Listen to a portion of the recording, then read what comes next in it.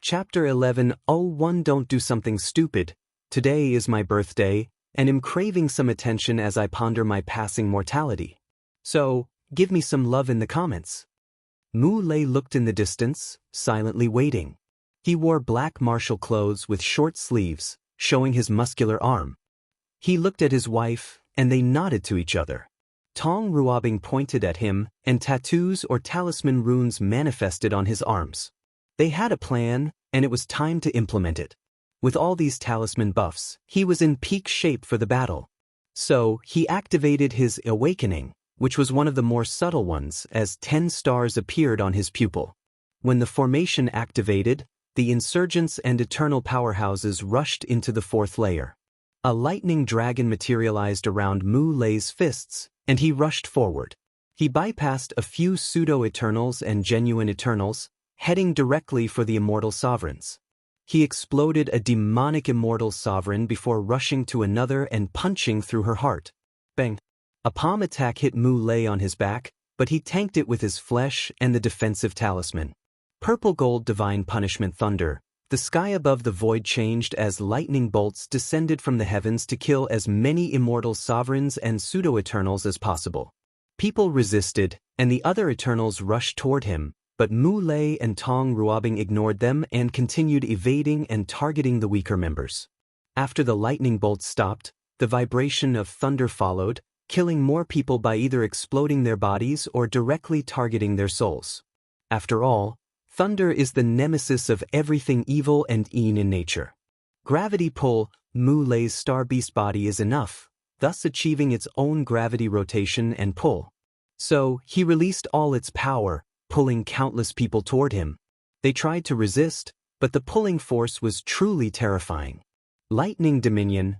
Mu Lei controlled the electrical impulses in these people's bodies and exploded them from the inside. As for the people whose bodies were entirely conceptual, it did not matter as they once contained lightning and were thus susceptible to this technique. Weight-crushing fist. He appeared before a young female immortal sovereign and punched her. He converted the nearly incalculable weight of his body into a crushing force, turning her into meat paste. Mu Lei used a second punch to destroy the array surrounding him before rushing to another target. An eternal with strength near his peak 5-fold rushed to annihilate Mu Lei, but he activated a talisman on his body and teleported from the attack, reaching another target. He raised his palm to point at the enemy, releasing a terrifying force that exploded them into a blood mist. Before he could move, chains captured Mu Lei's legs and arms, sealing all his movement. The years spent in the dream world to increase his battle experience activated, and he realized his gluteus maximus muscles were still working, so he farted. However, this was not just a normal fart, but a fart backed by an infinite amount of mass from Mu Lei's true body. This technique's terrifying force and unexpectedness caused devastating damage. The chains broke apart, and the people closest to them turned into disintegrated particles. Mu Lei took advantage of the surprise and chaos to kill a few more people. He blew his breath, generating a powerful tornado that dispersed the surrounding chaotic space-time energy. He raised his palm to force out one of the muscles from his body before using it as a whip to kill people. Tong Ruobing suddenly appeared behind him, and they stood back to back. They looked around, already surrounded. "How many did you kill?" she asked. 17. You? 21. Together, they killed 38 eternal-class powerhouses, and that's not counting the countless insurgents who died in the aftermath of their rampage. Mu Lei frowned. This number might have looked impressive, given who they were killing, but it was nothing compared to the enemy's sheer number advantage. They're about to destroy the formation, meaning the real battle is about to start. How about we leave them with a gift? Mu Lei said, and Tong Ruobing nodded, understanding what she meant. What? Can't let go of your precious baby? Tong Ruobing complained, I just feel it was wasteful to use it in this battle, given how long it took me to make it. You should have enough resources for another one after this battle, but I can't do anything about the time issue, replied Mu Lei. Enough chit-chats. Let's do this. Tong Ruobing reinforced the buff he gave him, ensuring his strength remained the same as hers and did not drop to lower 5-fold. Then, she pointed to his forehead to place a white talisman inside his sea of consciousness. Mu Lei's body started to grow to a colossal size. He was so large that the gravity he released started pulling the nearest great thousand world, billions of light years away. "Stopped him," yelled an eternal emperor with gray eyes as if he were blind. However, it was too late. "Explode," roared Mu Lei. His enormous body detonated, releasing a maelstrom of energy, killing an incalculable number of individuals on both sides despite his controlling the power to rush toward the enemy. Tong Rubing's Nirvana rune, which she has been researching since she heard of longevity resources, activated, and Mu Lei revived himself, perfectly intact albeit a little paler and weaker than before. "It's your turn," he said, and Tong Ruobing prepared for her gift. "Don't do anything stupid," suddenly said a voice in her mind. "Wang Wei, why are you stopping me? There will be severe consequences if you use the corrupted blood from the Abyss Gap." "Consequences? But I've calculated it 1,000,000 times and took all kinds of precautions," she rebutted. "You're messing with forces beyond your comprehension," said Wang Wei. "I'm starting to regret letting you keep that blood. Don't make me take it back." "Fine," said Tong Ruobing. "But now that you're here, can you do something? The situation is not looking too good for us." "No, it's not time for me to show up yet. Not enough people have died, and not everyone has taken the bait." "Not enough people dead? Is this your objective? Counter the balance mechanisms by creating this war to kill as many powerhouses as possible?" asked Tong Ruobing, putting a few pieces together. "No comment," replied Wang Wei. Although he understood the balance mechanism's necessity and was okay with playing the game, he could still show his dissatisfaction with being restricted in other ways. "Anyway, I have blessed you with great luck and fortune, so there is little chance that something will happen to you. But if true heavenly Dao notices your action and is angered, it could intervene and your protection will mean shit," rebutted Tong Ruobing. "Haven't people told you before that you don't have to show your intelligence? You should not say certain things out loud even if you know it." "What the fuck does that even mean?" "Forget it. Your actions just reminded me of a bastard," replied Wang Wei. "As I was about to say, consider this battle a preparatory training for the hell you'll suffer once you ascend and the real war begins. This is not a valid excuse for your inaction and putting so many lives at risk," swiftly said Tong Ruobing, but no one answered. "Hello, are you there?" Still no answer. "Damn that bastard." "What happened?" asked Mu Lei. "It's Wang Wei," she said through divine sense, and explaining the entire situation. "I told you I had a bad feeling about this plan," replied Mu Lei. "That blood is dangerous and you should not mess with it. At least wait until we're more powerful to explore." "So, you're on his side?" Mu Lei's lips twitched. "Of course not. As always, you're always correct." Tong Ruobing gave him an annoyed look before exhaling deeply. "Maybe you're right. I've been too obsessed." Her competitive nature got the best of her as she thought the drop of blood was the key to surpassing Wang Wei.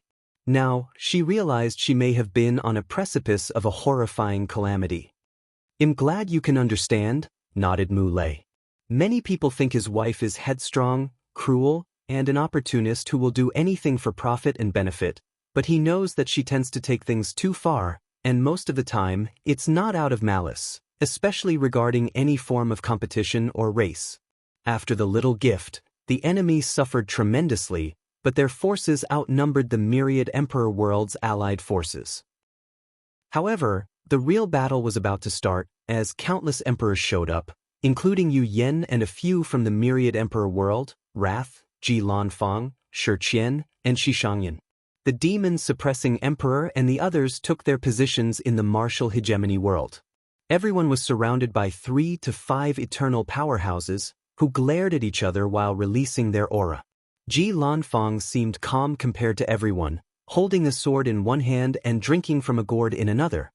He first saluted his friend's wife with a nod before waving his sword to Wang Tian in the distance.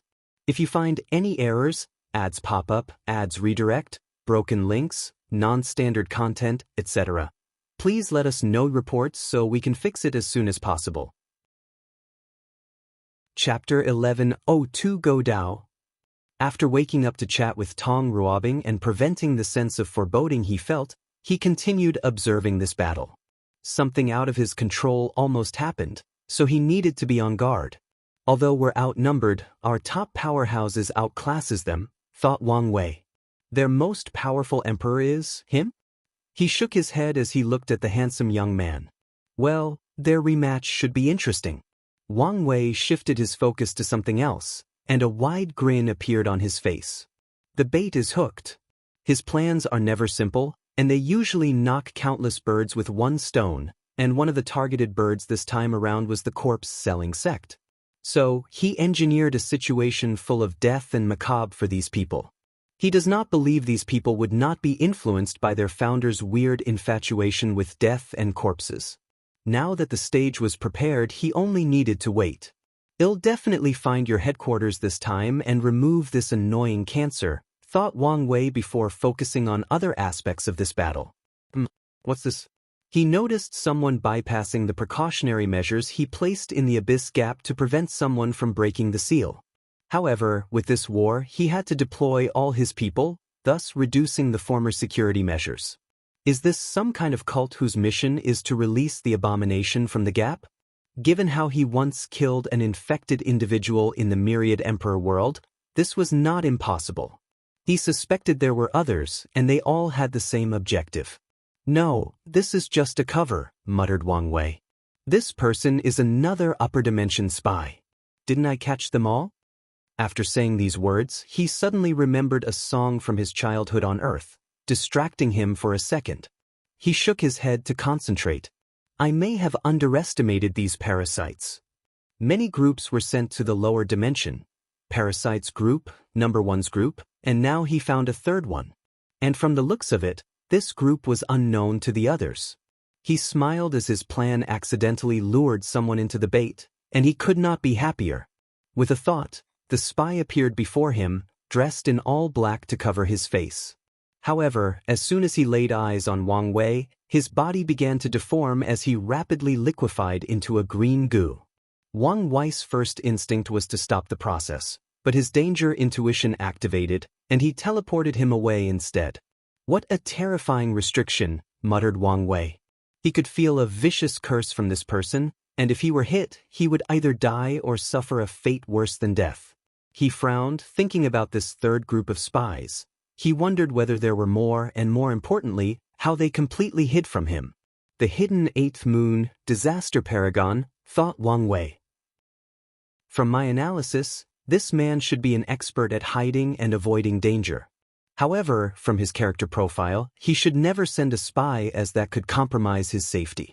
According to his analysis, the disaster paragon epitomizes Gou Dao or Dog Dao. These people refuse direct confrontation, participating in secret realms to compete for treasure or save the damsel in distress. They cultivate peacefully behind closed doors to reach higher realms and avoid catastrophe or major events in the cultivation world like a plague. They are cautious and patient and live by the creed of minimizing risks and danger. They would prefer to spend millions of years in closed cultivation rather than take the danger of a secret realm with a treasure or resources they obviously need. Lastly, their core ideology is to bully people with higher realms. Their mentality is, the enemy is a talented eternal with threefold battle strength, and my cultivation is 65% Grand Dao source, and I can easily defeat them? No, let's wait until we're Empyreans and destroy them with absolute force. So, with Wang Wei's obvious destiny to end the current era of the upper dimension, the disaster paragon's first instinct is to run away and hide, not intervene in the affairs of the lower dimension. Let's put these sneaky people on the watch list, thought Wang Wei before focusing on somebody else. The steward. Primordial demon world. Your Majesty, have you decided? Asked the steward, showing the utmost respect to this monkey, who was dressed in white gold armor and sitting on a golden throne. I want to ally with you and fight in this war. I really do, replied Yidafu, also known as the Heaven-Earth Disaster Emperor. He once wanted to take the name above Heaven Emperor, but his sect convinced him otherwise. According to them, he can keep this name in the lower dimension but not in the Eternal Ascension world. May I ask what is stopping you? First, I'm still mad I had to pay that bastard to become a heavenly emperor, said Yidafu. You should compensate me or something. I'm afraid this is impossible, as the other members had to follow the same rules, the steward calmly explained. However, the alliance has other benefits to make up for it. And that's when the second problem arose, said the monkey as he picked his nose. Those elders who like to talk a lot said the benefits were not enough for me to participate in a war where it looked like we were on the losing side. But we are not on the losing side, the steward rebutted. You know it's impossible for us to lose with my master around. But he hasn't shown himself, replied the monkey, flickering his bugger to someone on the side of the courtroom. The representative seemed used to this kind of behavior, so he calmly waved his wand to dissipate the bugger. That's because? Little monkey, you know I'm not dead, so why are you playing hard to get? Wang Wei? Or you, bastard? Show yourself. Why do I need to show up? So I can fight you again. I want a revenge match. I don't fight cowards, said Wang Wei with a sneer. Coward? You dare call me a coward? Red veins surfaced on the monkey's neck and eyes. The Yidafu I knew was always ready for battle. But the one before me is a coward who is refusing to participate in the biggest war in the lower dimension since the innate acquired war. So no, I won't fight you. Bastard, roared Yidafu, shaking the entire primordial demon world. His aura forced 99% of demons to cower in fear. Your Majesty, don't? Shut up, he said, looking at the person who spoke with red eyes. I know he's baiting me. The spoken court minister smiled wryly while lowering his head. If you know someone is baiting you and you actively fall for it, there is no difference if you don't know. Prepare all our troops. We're participating in this war, declared Yidafu. And you, bastard Wang, once this is over, I want my rematch. Even though you know you can't win? Doesn't matter. My anger will not be abated without smacking you a few times with my pole. Well, I respect that, chuckled Wang Wei before communicating through divine senses with the steward. All this effort, and he accepted the offer after angering him, sighed the steward. Who knew it would be so easy? You're not giving the monkey his respect. You mean this outburst was a facade? Steward asked in shock. The elders in his court have been doing everything possible to rein in his unruly personality for their own selfish motives so he could be a better heavenly emperor. However, he was sick of it and used this opportunity to do as he pleases. The steward smiled wryly. It's true, no one who can become an eternal emperor is ever simple. Truer words have never been said, commented Wang Wei. Anyway, you don't need to head to the ancient spirit world. Did something happen? The ancient spirit was an associate of the Commerce Hub, so they were last in line for an alliance. Yes, they've chosen their sides, replied Wang Wei. That's a shame. So, what's my next assignment? Do you want me to return home to partake in the war? No need. Go to these worlds and see if they can join our alliances. Wang Wei gave him a list before his presence disappeared. Ancient Spirit World. Feng Heng sat cross-legged on a mat inside a small wooden cabin, moving the prayer beard using his right hand. This was a terrible location for an honored guest such as himself, but he did not mind the latter's attempt to humiliate or portray him in a terrible light. Once they showed him his abode, he thanked the guide and calmly lived in this hut. Feng Heng slowly opened his eyes, stopped the prayer bead, and sighed. The hut suddenly exploded into pieces, but he remained calm. He looked at the two people before him. If you find any errors, ads pop up, ads redirect, broken links, non-standard content, etc. Please let us know report so we can fix it as soon as possible. Chapter 1103 Philosophical Clash. Khutulun wore a blue deal with designs of a black wolf, a golden sash around her waist, and a headdress with colorful beads and buttons perfectly intertwined with her long hair. She exuded an aura of beauty, grace, and power. Meanwhile, her brother Taoyui wore red and gold monk robes, had a bald head, and clasped his hands together. He had a more peaceful aura with a well-hidden fierceness. His arm was slightly muscular for a monk, which only accentuated his warrior subaura. Amitba, said Feng Heng, remaining calm after these intruders essentially attacked him. He looked at Taoyui and said, "Venerable, is this necessary? We are monks, so why resolve to use violence to solve our issue?" "I also don't want to use violence, but I don't have a choice," Taoyui replied. "We cannot disobey the commerce's hub orders. You know of the rumors about His Majesty. Do you think something really happened to him? Why did you choose the losing side in this battle? If nothing happens to him, why hasn't he shown up?" "Because he's playing chess with the entire world," Feng Heng explained calmly. "That's why our people are willing to follow him and fight in this war that seems hopeless by all accounts. We know as long as we follow him, we will be the final winner. Unfortunately, we do not have this kind of blind faith." Feng Heng looked at him briefly before shifting his eyes to Khutulun. "Shadow Monarch Empress, why don't you be the voice of reason and stop your brother?" "Monk, don't waste your time," replied Khutulun. "Since we chose to walk this path, we will see it through to the end. They've been a duo since she was young, with his brother being the brain and she being the muscle. So, she usually left all the decisions to him, even if she sometimes disagreed." Feng Heng exhaled deeply, not hiding his frustration. "So," he said, "why don't we stop this nonsense? This poor monk knows you chose this path because you don't want to partake in the public Dharma discussion." Taoyui frowned. "Since you know the truth, why beat around the bush?" "I just wish Venerable would come to his senses," replied Feng Heng. "Your new branch is susceptible to corruption, and I merely wish to prevent any future accidents."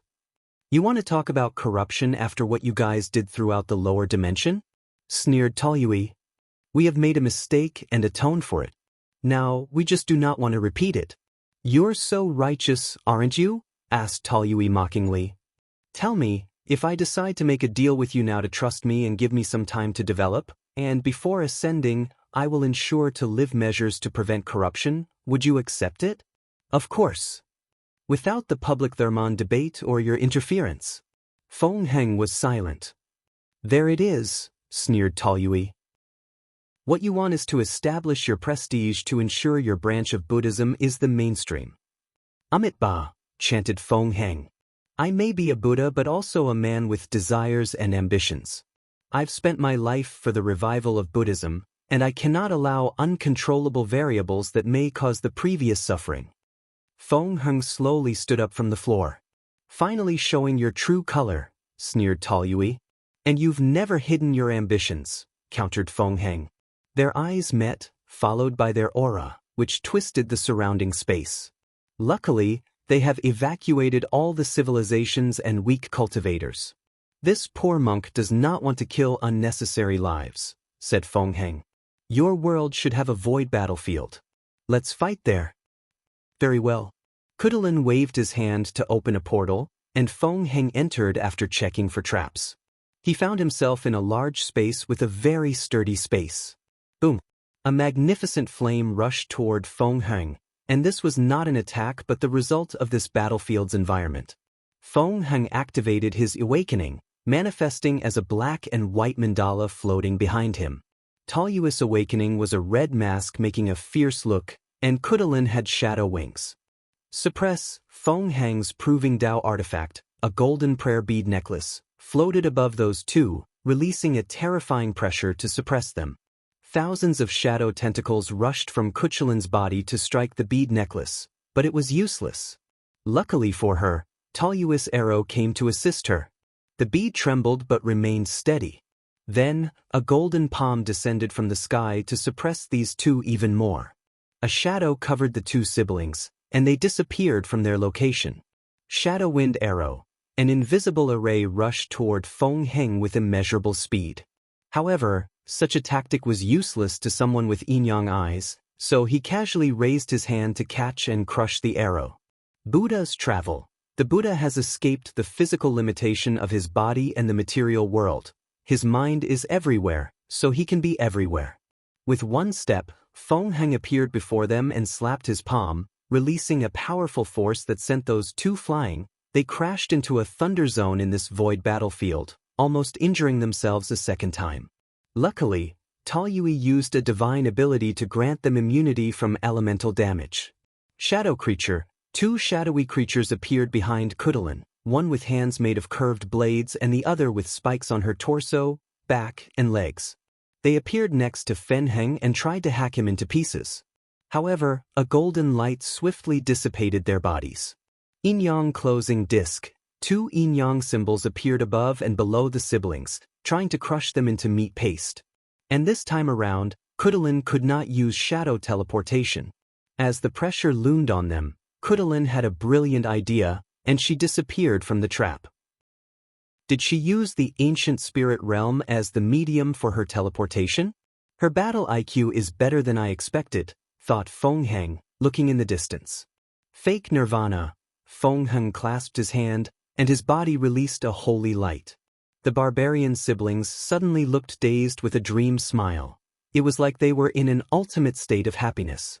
In some ways, that's exactly what they were feeling: peaceful, blissful, and liberated from the cycle of life and death. The siblings were enjoying the joy of achieving nirvana and obtaining the ultimate liberation of the mind. As Feng Heng was about to seal them, a light rushed out of Taoyui's head before turning into an enormous black figure with a bare upper torso, dragon head, and 1,000 arms. The figure released a fierce and warlike aura. This is... Feng Heng's yin-yang eyes rotated, and he saw the truth. This was a god created from incense by Taoyui so that his followers could visualize and accelerate their path to enlightenment. Feng Heng sighed as one of his concerns proved to be correct. The deity, which this new branch of Buddhism created, is a warrior type, thus already starting their path of putting power above studying and comprehending the Dharma. The siblings escaped the illusion of achieving nirvana with the summon of this deity. Meanwhile, tattoos appeared on Khutulun's body as she summoned her ancient spirit, the shadow snake wolf. The angry punishing deity slapped Feng Heng with all his thousands of arms, each striking so fast that it appeared not to have moved. Simultaneously, the wolf's snake tail disappeared, heading for Feng Heng's throat. A yin-yang shield appeared to protect Feng Heng, bouncing off all the deity's powerful strikes. Even the sneak attack of the wolf's tail failed. A golden Buddha appeared behind him with thousands of hands, and he retaliated.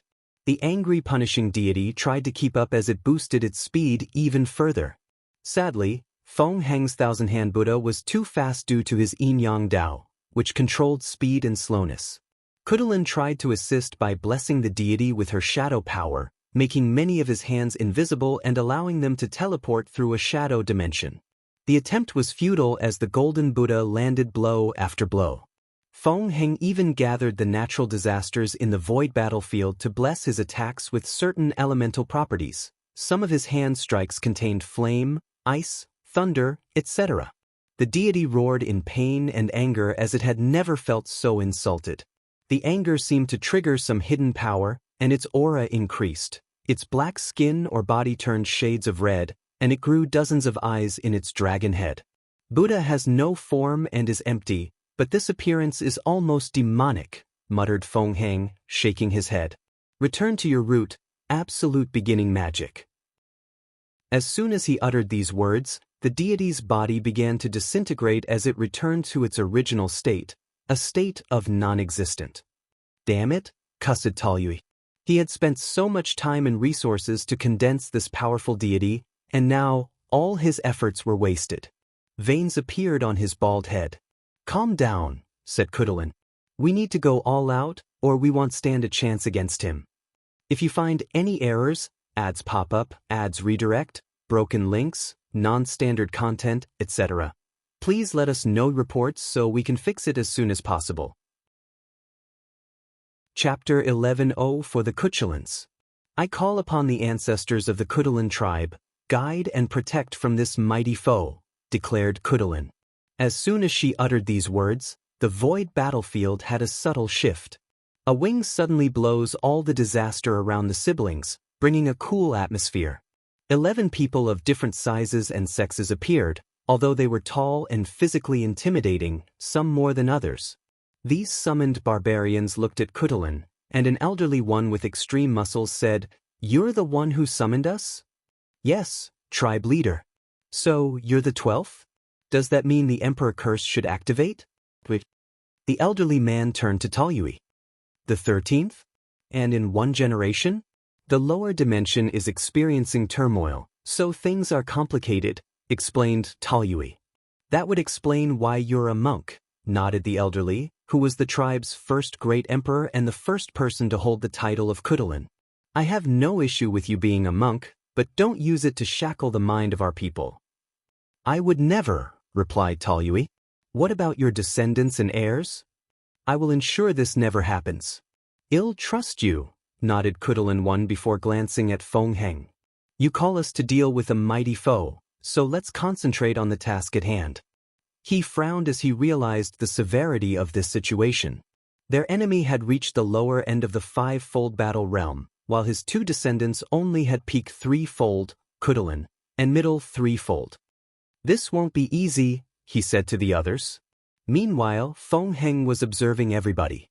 Are those the former emperors of the Khutulun tribe summoned as ancient spirits?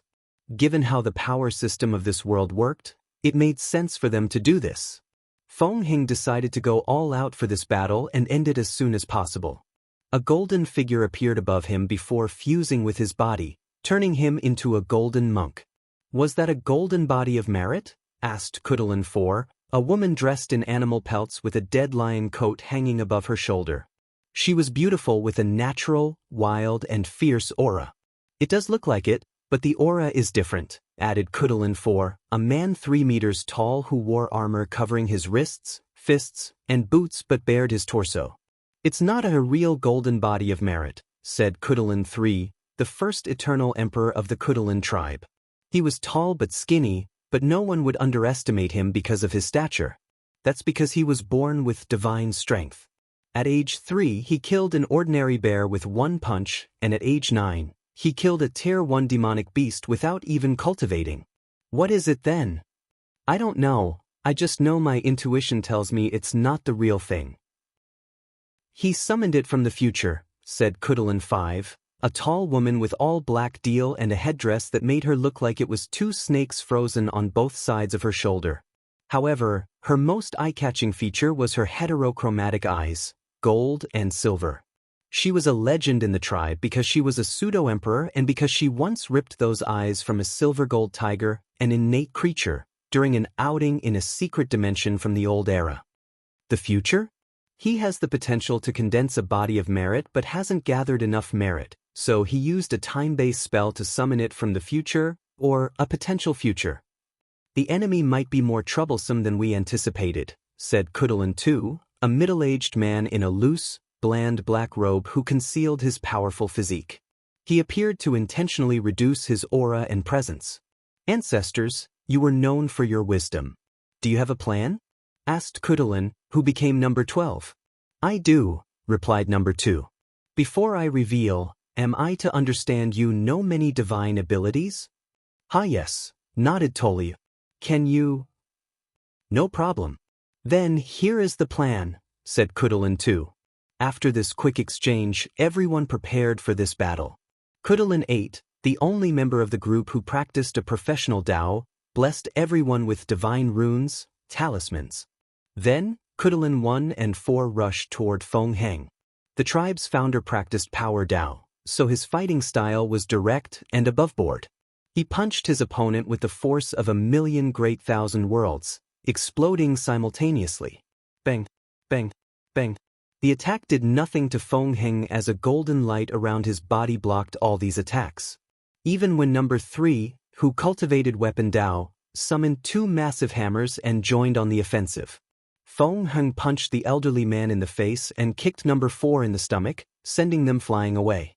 Then, 2 flying and invisible arrows appeared out of nowhere, hitting vital parts. Feng Heng frowned despite not being injured.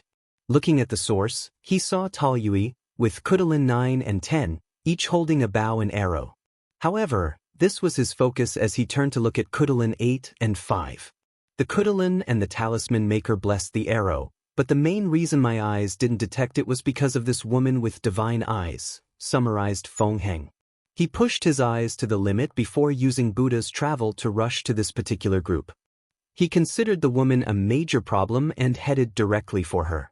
However, Khutulun 3 rushed to stop him, exchanging blows and forcing him to take a few steps backward into the void. Power Dao? No, he's a pure body refiner and seems exceptionally talented, thought Feng Heng. The flesh is a poison, and the only path to freedom is a spiritual practice. Feng Heng uttered these words with his lotus tongue technique, and the latter's flesh began to rot. Khutulun III reacted swiftly as his body turned red, countering this technique. However, Feng Heng took this opportunity to temporarily seal him inside a black and white energy shield. He continued toward this threat, and once he was close to their destination, he did something that surely surprised the group. Feng Heng suddenly teleported to the group of archers and unleashed a devastating palm attack. Khutulun 9 and 10 had no chance to respond and exploded into spiritual particles. Taoyui was bleeding, but he did escape from Feng Heng's vicinity. Feng Heng did not pursue him but looked at Khutulun 11 and said, "Vile things, vanish from my sight."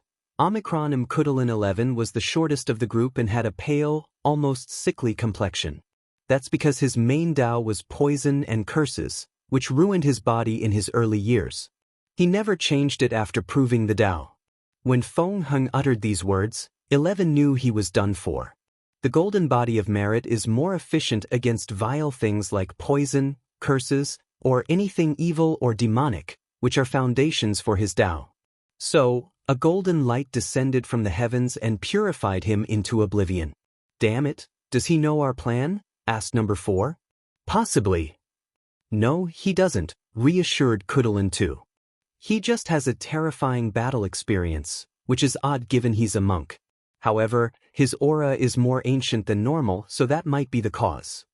Khutulun knew of the dream world and its effects, but she also knew this was not the time for this kind of conversation. What's next? The plan remains the same. Just be more careful. Khutulun 1, 3, and 4 became the vanguard. Khutulun fused with her wolf, boosting her strength, before turning invisible, and Khutulun 5's eyes glowed and released golden chains to provide support. Feng Heng frowned as he sensed danger.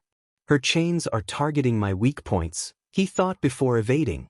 The other heavy powerhouses followed him closely, not leaving a chance to breathe and react. Although the sound was small, somehow, everyone heard it and momentarily paused. As they checked with their divine sense, they saw another Feng Heng appearing behind Khutulun 2 and plunging his hands on his chest. The second Khutulun looked at his rapidly dissipating body before saying calmly, "Continue the plan." He disappeared, not even batting an eye on his demise. Feng Heng did not dissolve his Yin clone and had the latter rush toward the Talisman Maker team.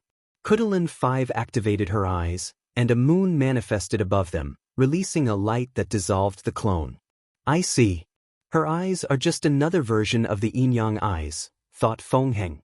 Gold symbolizes yang, and silver is often associated with yin. Feng Heng knew that heavenly physiques were mainly human concepts. It's rare for demons or any creatures with a powerful bloodline to have a heavenly physique. So, it's possible that Heavenly Dao modeled some of these physiques from the bloodline of the demon race, or in this case, innate life forms, since they are the original demon race. If you find any errors, ads pop up, ads redirect, broken links, non-standard content, etc., please let us know reports so we can fix it as soon as possible. Chapter 1105 True Buddhism. Feng Heng remained calm before manifesting black and white chains to counter Khutulun 5's while also dealing blow-to-blow with numbers 1, 3, and 4. Khutulun 7, the woman with the lion pelt, stood in the distance, roaring at him, thus releasing a powerful shockwave attack. In World Strike, while Feng Heng was dealing with more than 4 opponents, he had already used a secret attack and just waited. Then, 2 black spears appeared out of nowhere. One impaled Khutulun 7, and the other attacked the Talisman Maker. Khutulun 7 practiced Beast Dao and had an abnormal beast-like instinct, but it was too late for her to react. Like every emperor in the myriad emperor world, Feng Heng studied all the battles from this generation's heaven will. So, he once noticed one of Wang Just techniques where she entered a 2-dimensional space. Intrigued, he created his own version by entering the Yin dimension or the Yin world, a place outside the material world where Yin and Yang are not balanced, On the contrary, only Yin exists. He sent his attacks on that world to sneak attack his opponent. Feng Heng calmly watched the result of his actions.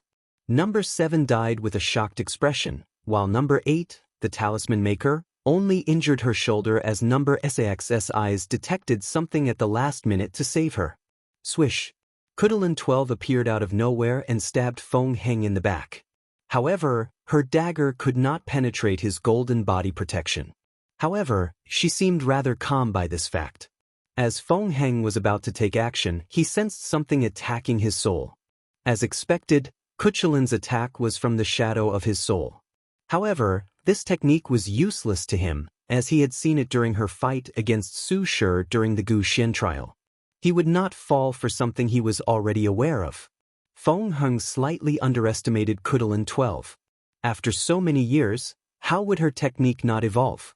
The shadow of the soul was just the beginning, as her attack also contained the Buddhist shadow. However, it was not the ordinary shadow that a human figure created. No, it was deeper than this. Her technique involved the idea that even the atoms in a body have their own shadow, and she controlled them to attack her enemy from the inside. He targeted their essence. Such a brilliant move, and Feng Heng's mistake should have been the opportunity to wound her opponent severely. Sadly, Khutulun 12 or anyone in this battle underestimated the defense of a golden body of merit, even the future possibility one, and of the lowest levels. The golden light around Feng Heng's body appeared on every atom of his body to protect him. "Do it now," said Khutulun 12, whose attack failed. She ordered the others who had already surrounded Feng Heng to move, and they all activated the talismans secretly sealed inside their bodies. The talisman formed a magic circle above Feng Heng, sealing all his movements. "Brother," yelled Khutulun 12, and Taoyui braved into action. World sin corruption. He used a divine ability to summon all the sins or negative karma of the ancient spirit world and forcefully imbue them into the enemy's body. The plan was to corrupt Feng Heng, thus destroying his golden body of merit. The corruption should also be enough to ruin his body and soul, leading to his defeat in this battle. "This plan is stupid. I'm a monk, so purifying sins is second nature to me," he commented, calmly looking at the group as his body contained dark and red grievances. "I'm not stupid, so would I know such a simple and obvious fact?" sneered Taoyui. "However, even you cannot bear the sins of an entire heaven will that has existed for countless yuan epochs. You have underestimated what I suffered before I succeeded in reviving Buddhism," Feng Heng said calmly. "Run away," yelled Khutulun 5, but it was too late. Golden Karma Lotus Flame. A golden flame enveloped Feng Heng, purifying all the sins. The flame spread, instantly killing Khutulun 1 and 4 and severely injuring number 3. "Omicron, no, this can't be," said Taoyui, refusing to accept that someone could survive such terrible karmic sins, let alone purify them. Khutulun 4 suggested, "We must do something, or we will lose this battle once he finishes." "I have a plan," said Khutulun 12. "We forced all the hidden Emperor Dao imprints from the spirit realm into his body, forcing them to confront each other." Everyone frowned. Khutulun 5 said, "The spirit realm contained many ancient secrets. Do you think it's wise to mess with these people?" "I agree with her. Doing such a thing could have repercussions on the world and the tribe," added Khutulun 3. "But if we don't do anything, we know for a fact the tribe won't survive," added Taoyui, taking his sister's side. "This plan can deal with the enemy while also helping the world get rid of these scourges, hiding themselves and waiting for the perfect opportunity to revive and cause chaos," persuaded Khutulun 12. "As for the consequences? We will deal with them then." Khutulun 3 sighed. "You're this generation's leader. We're only spirits left to support you. Since that's your decision, I will help you." The others looked at each other before agreeing. They immediately accessed the spirit realm and searched for hidden imprints before forcing them into Feng Heng's body. The imprints resisted, but there were only imprints, and only a few could use a full attack from their prime, so their resistance was futile. The team's greatest trouble was finding these hidden marks from the normal spirits. Some spirits were truly powerful, and it was not worth angering some of them. So, The team had to choose wisely while working with extreme haste. Feng Heng immediately felt it when the first imprint entered his body, but he did not care. He had absolute faith in his purification ability and used his Dao imprint to fight off these imprints. Feng Heng considered this fight a will-tempering experience. The battlefield shook lightly, and the sins stopped pouring. The team discovered their plan had failed, and continuing was useless. Taoyui looked at Feng Heng with gritted teeth. Khutulun 12 was silent, and the remaining spirits sighed. Meanwhile, Feng Heng was looking at a white crystal floating before him, releasing white light. A physical manifestation of very condensed and purified positive karma? Interesting, thought Feng Heng as he observed the crystal. This should be very beneficial for my body training. He put away the crystal before looking at the survivors. Do you want to continue this pointless fighting? We're not given up because you have the advantage, replied Taoyui. The battle does not end until we are all dead, added Khutulun 12.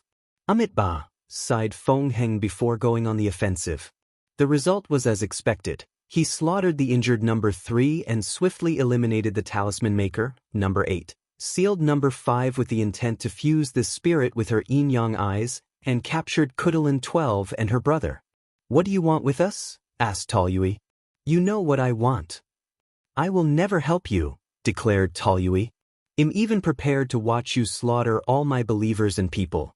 I won't help you even if it's the only thing to save my life. I know that's your hurt pride that's speaking, Feng Heng said calmly. Once you calm down, we will discuss with a more rational mind. Taoyui looked at him fiercely. Men have committed worse acts while acting on pride.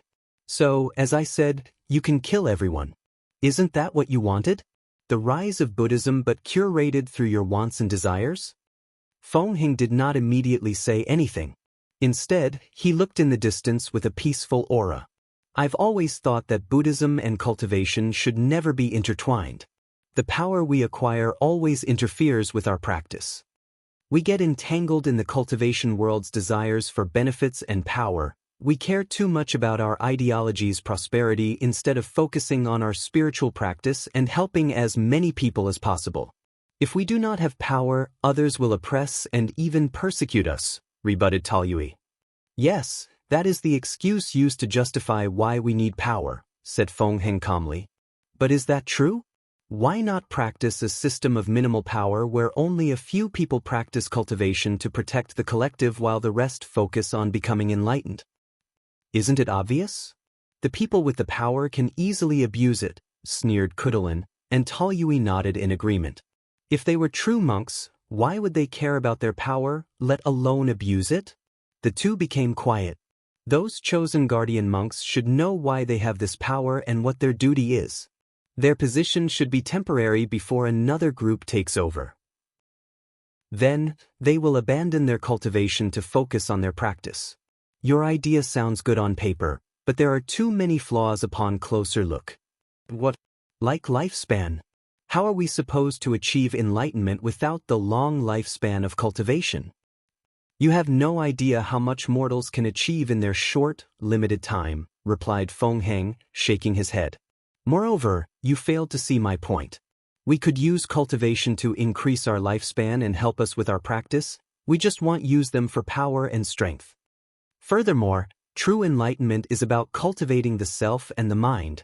We don't need to focus on the laws of heaven and earth. We should focus more on the inner self. Cultivate from the inside out, instead of from the outside in. If you find any errors, ads pop up, ads redirect, broken links, non-standard content, etc., please let us know reports so we can fix it as soon as possible. Chapter 1106 Spiritual Transcendence. Wang Wei's brow furrowed as he watched the result of Feng Heng's battle. He had caught an idea and was trying to extrapolate from it before it left his mind. Enlightenment. Spiritual practice.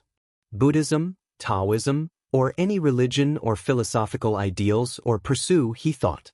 Is it possible to achieve transcendence through spiritual practice alone, without cultivating shenanigans? Would a monk who has achieved nirvana or a Taoist priest who became one with the Tao escape the shackles of the universe and achieve transcendence? Those questions appeared simple but were more complex than they appeared on the surface. For example, could someone like Maitreya be said to have achieved nirvana in her spiritual practice? Not necessarily, thought Wang Wei. She achieved the part about escaping the shackles of samsara and even death entirely, but what about the part of achieving ultimate peace and freedom? Has she transcended suffering or attachment?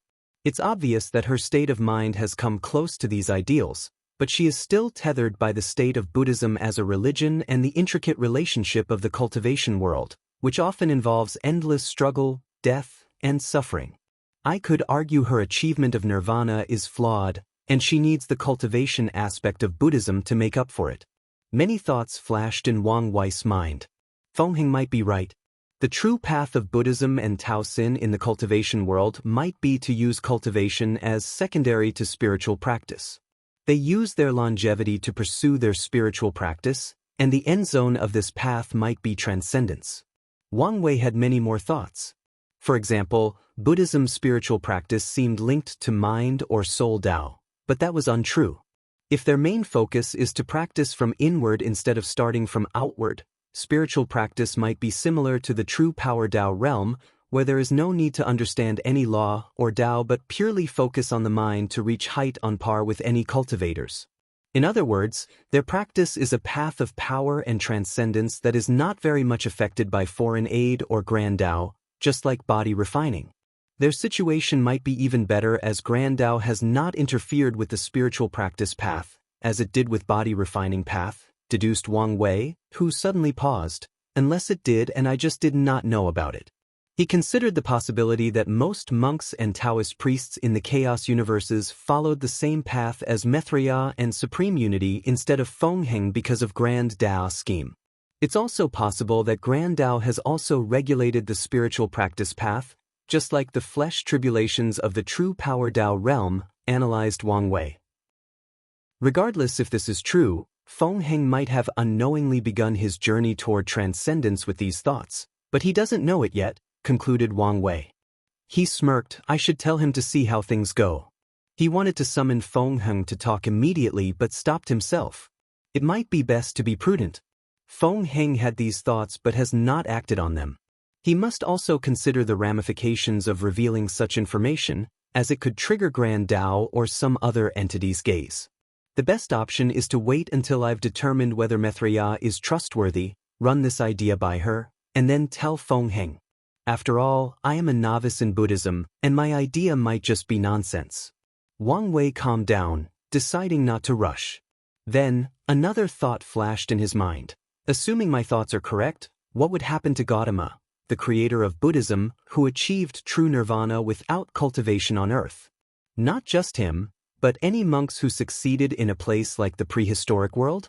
Any normal thing becomes complicated once it occurs in the prehistoric world because of their strange relationship with the rest of the chaos universe and Grand Dao. Wang Wei shook his head as he had too little information to make any decent theories or conjectures. It might be a good idea to be more involved in Buddhism, study and learn from it, he muttered. The Buddhist path of spiritual practice did not suit him in achieving transcendence. The idea of following one doctrine or school of thought ran counter to his way of life and goal. However, Buddhism does wish to achieve freedom, just not in the same way as him. As such, he could learn from them to help with his goals and ambitions. So, Wang Wei decided to take his title of Honorary Buddha more seriously. Of course, he will also study Taoism and other religions and practices to learn from all of them. Star Beast World Community. As soon as the battle started, everyone had an opponent. Ji Lanfang calmly looked at the 5 people before him, 2 Eternals and 3 Pseudos. He sipped his wine one last time before putting it away. Glancing at these people, he noticed something. They've all been blessed with talismans to increase their reflexes and defense. Were they created to counter my speed? What do I call you? Asked Ji Lanfang. Void Mirror Emperor. Red Bolt Emperor. Blue Streak Emperor. Mountain Fist Emperor. Iron Skin Emperor. So, 1 for instant movement, 1 for distant attack, 1 for speed, 1 for close combat, and 1 for defense, thought Ji Lanfang, realizing that whoever chose these individuals as his opponent did so thoughtfully. He wondered whether everyone in Wang Weiss Alliance was similar. Given the Commerce Hub's information-gathering ability, it should be expected, Ji Lanfeng. The hub was probably preparing for this attack for a while, given how fast they mobilized their troops after Wang Weiss' supposed disappearance. "Well, we know who you are," said Void Mirror, a young man with eyes that resembled glasses. Despite his humanoid appearance, he was a spirit race, a mirror who gained sentience, to be specific. That's why he can use such Dao as space despite it being an outlaw in his world. "I know, but I did not want to appear arrogant," replied Ji Lanfeng casually. "Who knew swordsmen could be funny?" said Iron Skin. "That's right. You guys are usually fucking your swords or preparing them to be fucked," added Blue Streak, making the others, except Void Mirror, laugh or chuckle. Ji Lanfeng's lips twitched. "Just so you know, you'll be the first to die because of those words." "You think I'm scared of you?" "Enough with this nonsense," said VOD Mirror, the obvious leader. "We came here for a task, not to chit-chat. Remember the plan and execute it like your life depended on it." They nodded before Blue Streak rushed forward. He lived up to his name, leaving a blue streak in his path and moving with unmatched speed toward his opponent. Blue Streak's cruel smile made his small, beady eyes even tinier as if he had closed them. All he thought about was how much he would play with his opponent before finishing him. "Why am I looking at my own body?" thought the Blue Streak Emperor. "No, that can't be my body since it's missing a head." Then, something dawned on him. "Impossible. I have a top-tier Speed Emperor talisman that perfectly fits my Speed Dao. How could someone be faster than me?" He tested it, and his speed reached an unbelievable level, so how could he die so quickly? And without even realizing he was cut? Those thoughts became Blue Streak's last one as his soul dissipated between heaven and earth. "Damn it," cursed the Void Mirror Emperor. The Commerce Hub specifically granted him a pair of heavenly eyes so he could one day deal with Ji Lanfeng. However, even with their powers, he barely saw that sword, let alone react to save Blue Streak. "Use your passive domain ability," ordered Void Mirror. "It's pointless," said Ji Lanfeng in a calm voice that seemed passive-aggressive. However, he was just telling the truth. Unless these people were close to him in strength, had a unique Dao, and knew how to utilize it, this technique was useless to him. "Damn you bastard," roared Iron Skin. His body turned metallic before he rushed forward. He saw a flash of light, and like Blue Streak, he saw his headless body as his head floated in the empty void. Then his soul scattered between heaven and earth. "How is that possible?" asked Mountain Fist with gritted teeth. According to their investigation and calculations, Ji Lanfeng should be one of their greatest threats after Wang Wei. He's labeled above Su Shi and everyone else. They don't know much about Li Jun, Yan Liling, and Yu Yen. Ji Lanfeng looked at him. He would not tell these people he had improved drastically while training in the swordsmanship world after incorporating the essence of all these unparalleled swordsmen into his sword Dao. "You're next," he declared. A mirror suddenly appeared before Mountain Fist to reflect or counter the attack. However, it was still not fast enough as the latter's body split into millions of parts, including his soul. If you find any errors, ads pop up, ads redirect, broken links, non-standard content, etc., please let us know reports so we can fix it as soon as possible. Chapter 1107 Brainwashed. The Red Bolt Emperor, a middle-aged man with a fierce face and dark red spiky hair, changed his surroundings, turning them into a domain full of his red bolt, a combination of lightning and disassembling Dao. Ji Lanfeng found himself in a strange space. An unknown force constantly tried dismantling him into his fundamental parts, atoms. His soul resisted the urge to return to the natural energy between heaven and earth. He swung his sword to cut off the void, but that force dismantled his speed into countless slower slashes, thus achieving the feat of decreasing his speed. Swish!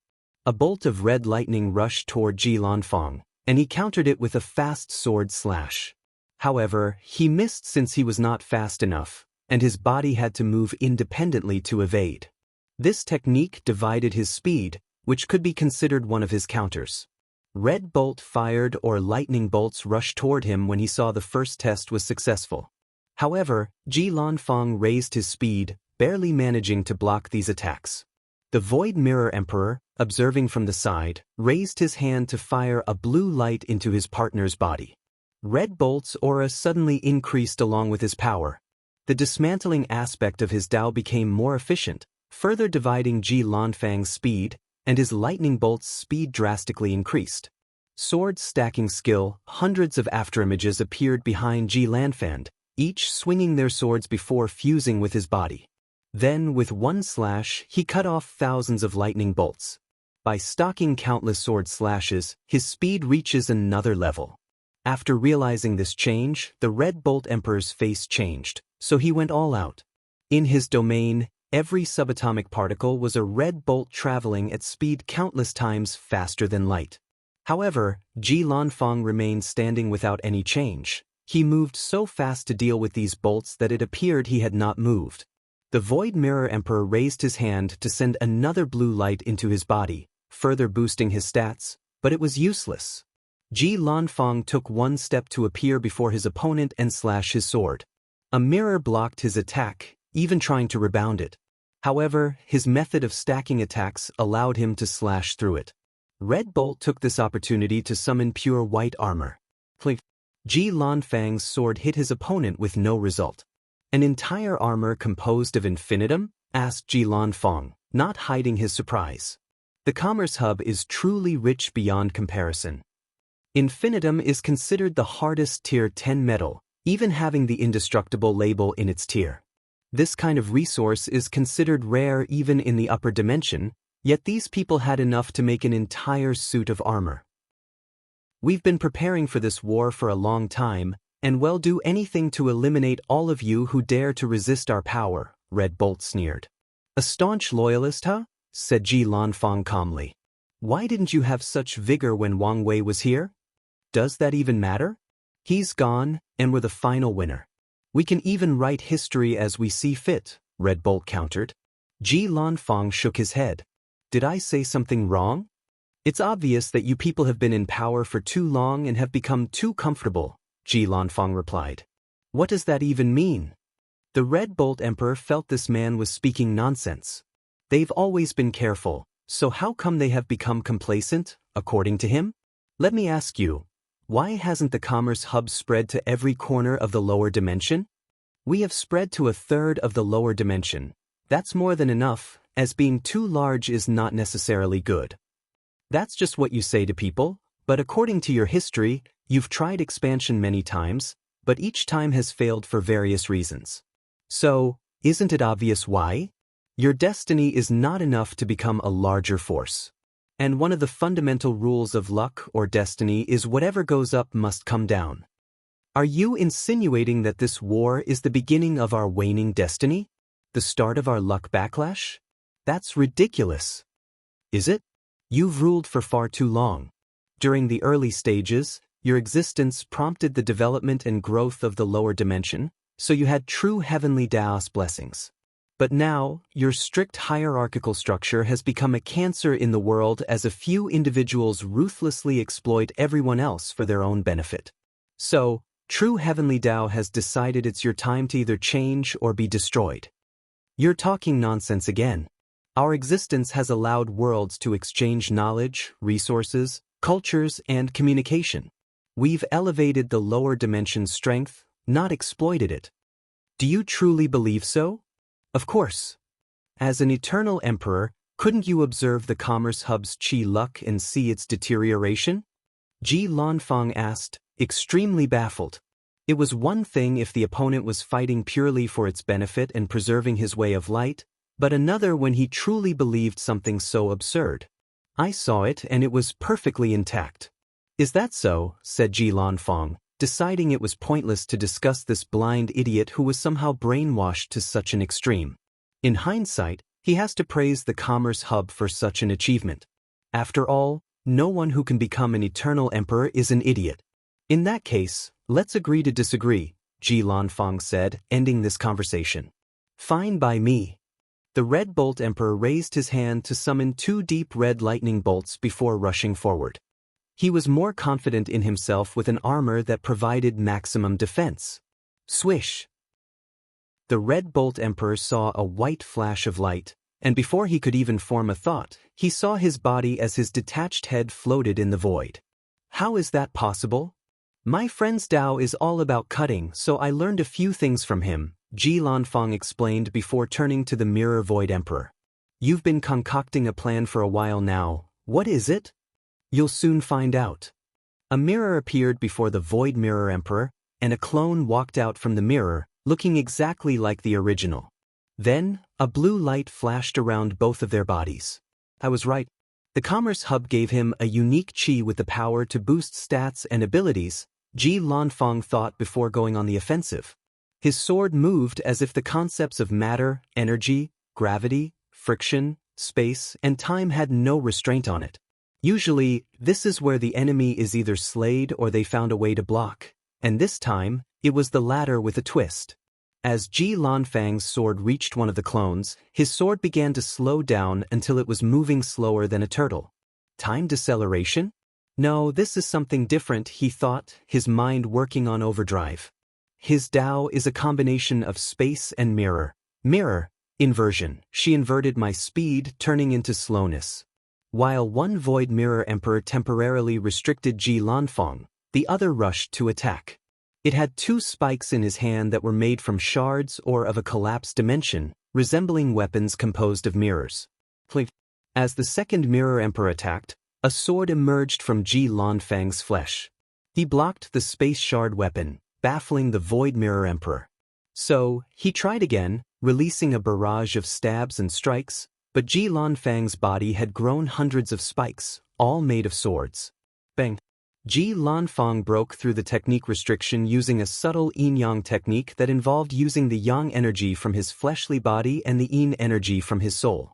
That was a flesh divine ability.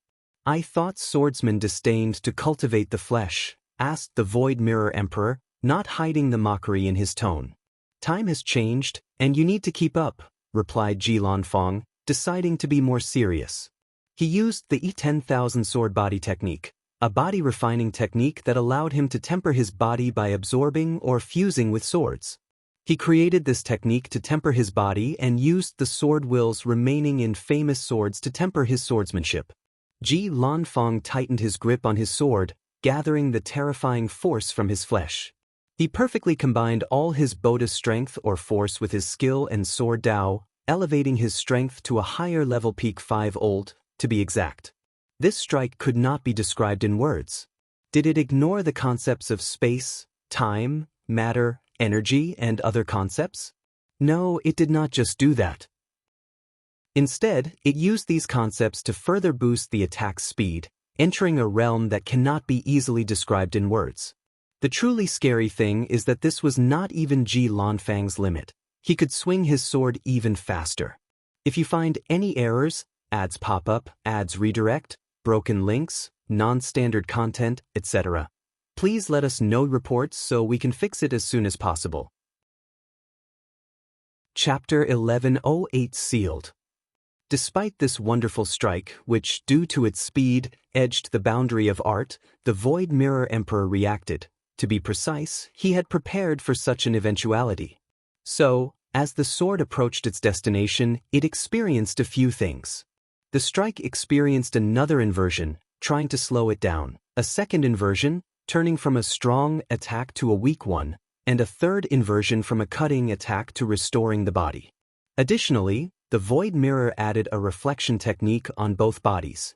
If his previous method failed, it should reflect or bounce the spell to its original owner. The sword sliced through these two clones like they were butter. All of the Void Mirror Emperor's cautionary measures were useless as Ji Lanfang was simply too fast for any of them. Huh, muttered Ji Lanfang. He saw the two bodies turn into glasses before falling apart.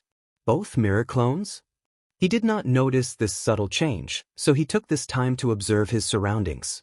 Am inside another world? It should be a mirror dimension that looks exactly like the real world. So, that's what he was secretly doing. Ji Lanfang did not hesitate and sliced through this dimension, revealing the Void Mirror Emperor's presence. However, instead of feeling relieved, he frowned. Something is wrong. Before he could analyze the situation, Void Mirror went on the offensive. A mirror construct began to materialize before him, and in less than a second, the construction turned into Ji Lanfang. Did he reflect me and create an image? That's interesting, thought Ji Lanfang. Then he watched as the void image rushed toward him, and Ji Lanfang attacked. Their sword strikes clashed, generating a terrifying force that created space-time vortexes. So, he has some of my speed. Ji Lanfang swung his sword, and the clone disintegrated into particles. As expected, he could not copy the power of nothingness in my arms. Ji Lanfang looked at his opponent, ignoring his shocked expression. With one strike, he sliced through him and this dimension, but Ji Lanfang found himself in the same spot with another Void Mirror Emperor. As expected, he placed me in an infinite layer of mirror dimensions, grunted Ji Lanfang. As soon as he appeared in this layer, the Void Mirror Emperor created another void image of Ji Lanfang, stabbing it this time around. Ji Lanfang's extreme senses as a swordsman activated, and he used an ultimate technique, backward time slash. His movement was so fast that he broke the restriction of the space-time continuum or the river of time, traveling a few seconds ago to the period before the void image was constructed and the karmic thread connecting them was created. As he destroyed the image and the Void Mirror Emperor, he observed and sensed everything around him. He even ignored the new Void Emperor mirror that materialized before him. Above nothingness strike, Ji Lanfang put his newly trained arms to use. He used his ultimate technique, a strike so fast that he achieved a level beyond nothingness. Well, beyond the void, like Wang Wei, he would die if he ever achieved a state beyond nothingness in his current cultivation realm. With this attack, Ji Lanfang slashed through trillions of mirror dimension layers in less than an attosecond. He continued this attack for over 10 seconds, destroying an incalculable amount of infinite dimensions. Sadly, the result was the same. He was stuck in this place. Ji Lanfang stopped, frowning as he observed around. "Your efforts are useless," said the Void Emperor Mirror, who opened his robe and cut his chest to reveal his heart.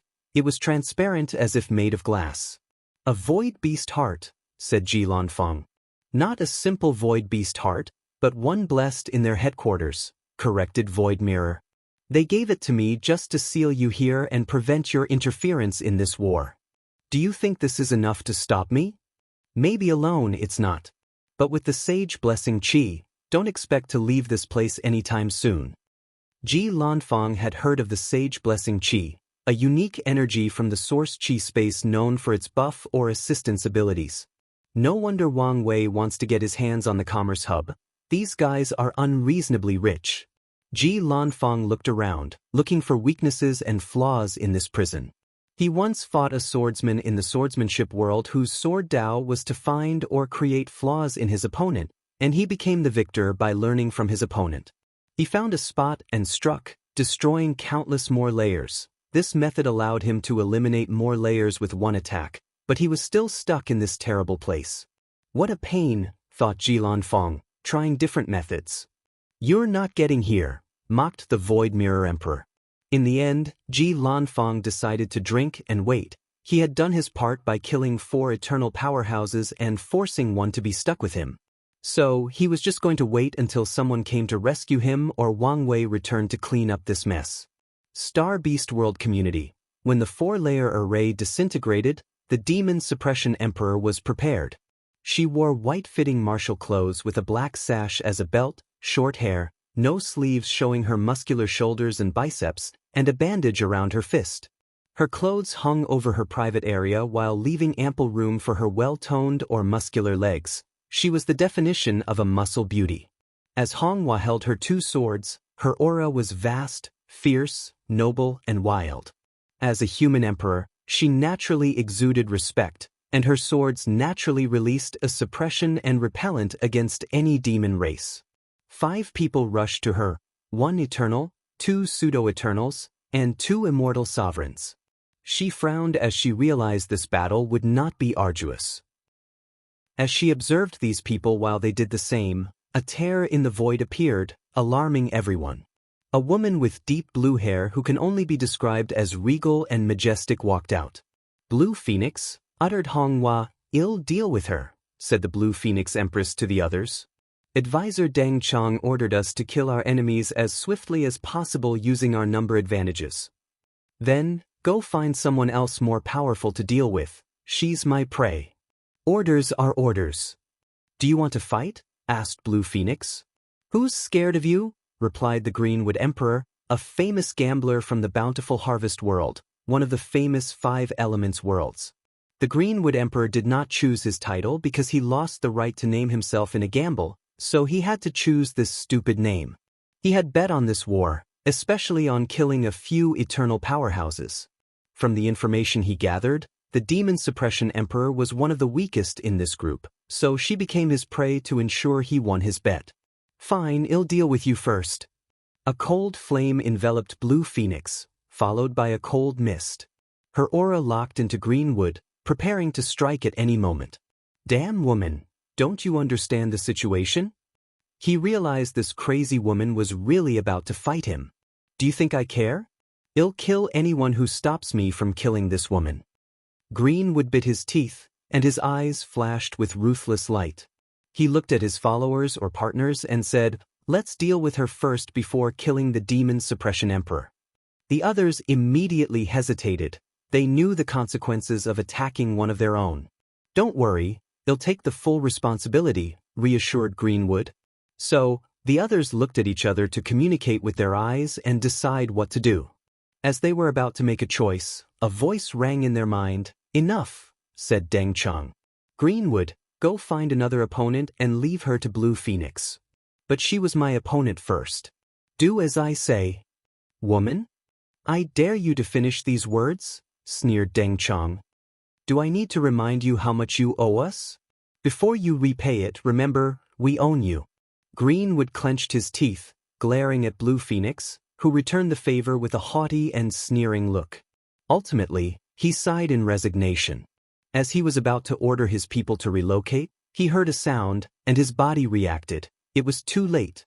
A sword attacked the group, piercing the head of one pseudo-eternal and one immortal sovereign and injuring another pseudo-eternal.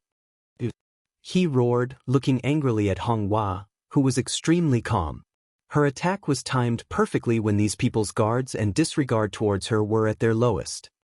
Bitch, I should not expect any less from you, yelled Blue Phoenix as her body turned into ice or crystal, rushing toward her opponent.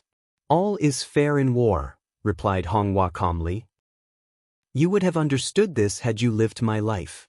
If you find any errors, ads pop up, ads redirect, broken links, non-standard content, etc., please let us know reports so we can fix it as soon as possible.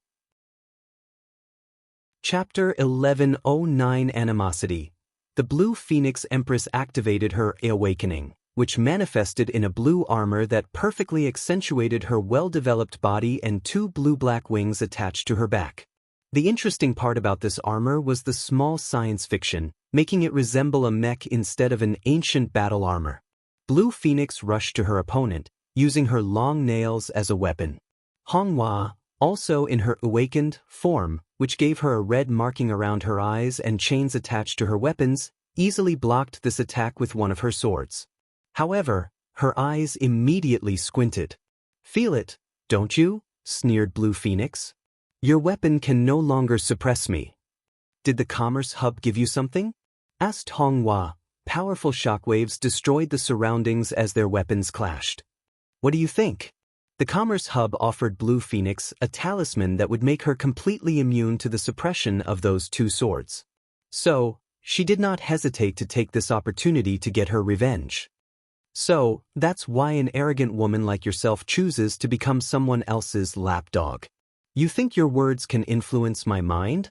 You're wrong, sneered Blue Phoenix. Once I'm done with you, I will kill every human in your world and build a trophy room with all their heads. Hongwa's body released a terrifying aura full of anger, rage, and killing intention. Angry? Haha, don't worry. I'll leave you a little bit of consciousness to experience with your eyes as I kill every single one of them, sneered Blue Phoenix in an aggravating tone. Hongwa's eyes turned red. Pure yang flame slash. She released a red cross-shaped slash with her weapon. The heat from the slash burned off the chaotic time energy in the void. However, Blue Phoenix easily dodged the attack, not even bothering to freeze it. She turned into a blue light, traveling with such immense speed that she appeared to have teleported. Honghua moved her head to dodge the claw attack, but a small cut appeared across her beautiful face. Then, an intense cold emanated from the cut, so she had to use her pure Yang Dao to resist. Boom! Honghua raised her sword to block the kick, but the force pushed her a few thousand meters, skidding in the void like solid ground. Heavenly Sun Annihilation. She created a sun so red that it became dark before exploding in a large-scale area attack. The Blue Phoenix Empress surrounded herself in a domain of ice or cold energy to protect herself before rushing into her opponent. Yin-Yang unbalance, Blue Phoenix's body released a blue light, which resonated with a red light from Honghua's body. Then, the Demon Suppression Emperor's body started to fall apart. Firstly, her right arm rapidly turned into a gooey liquid, as if all the bones had vanished. Then, the left side of her body also began to liquefy. Wake up. The redness in Honghua's eyes rapidly dissipated. Lord Wangwei? Don't let anger overwhelm your mind. After these words, she felt the clarity of her mind and immediately acted. The opponent's technique used the fact that she cultivated pure Yang Dao while the other cultivated Yin Dao to create a yin-yang resonance between their bodies. Then, she destroyed the balance inside her body. Had she been of sound mind, this process would not have been so easy due to her superior control over her body and Dao. So, after re-establishing the balance, Honghua's body returned to normal, but her expression was slightly pale. How did she wake up so easily? Thought Blue Phoenix. She used a powerful Yin/Soul technique to affect her opponent's mind and soul, and adding the fact that she targeted the latter's flaw, it should not be so easy for Honghua to wake up. Did someone interfere? But why didn't I sense something? She can only assume her opponent had another way to protect her soul. Blue Phoenix raised her hand to summon an ice trident. Frozen time. A deep blue ice chill encapsulated the surrounding void, and the river of time stopped flowing. Honghua's body could not move as it froze in time, and she could not move. As she watched her opponent rush forward with the obvious intention to impale her, she reacted. Burning time. Honghua's body released a terrifying flame that burned the frozen time. She parried the trident with one sword while immediately countering with the second. Blue Phoenix blocked with the other end of her trident. She opened her mouth to release a terrifying blizzard breath, but Honghua responded in kind with a fiery breath. Pure Yang/Honghua released a pure white slash with no flame energy or power, yet this was a pure Yang-based technique. Why is that? It's because in Taoism, pure Yang is the purest form of vitality or energy in the universe, and her attack is based on this idea. Blue Phoenix's face changed. The sudden shift was unexpected. In her mind, Honghua's attack should have been more flame-focused, like most pure Yang Dao cultivators. She manifested a towering ice wall larger than thousands of galaxy clusters to defend herself. However, the white slash cut through them like a heated knife cutting through butter. Such an act bought her enough time to gather strength to confront the slash with her trident directly. She did not try to evade it as she detected the speed of this thing and the fact it locked into her aura. Bang! Blue Phoenix stopped the attack, but it left countless cuts on her body, which healed instantly due to her Ice Phoenix bloodline. As a subspecies of Phoenix, they were still a resilient innate demon despite not reaching the same level as Flame Phoenixes in the healing department. Boom, boom, boom. The two clashed constantly, using countless techniques. Anyone approaching their area would freeze to death or experience spontaneous combustion. However, their strength was relative, making the outcome difficult to decide.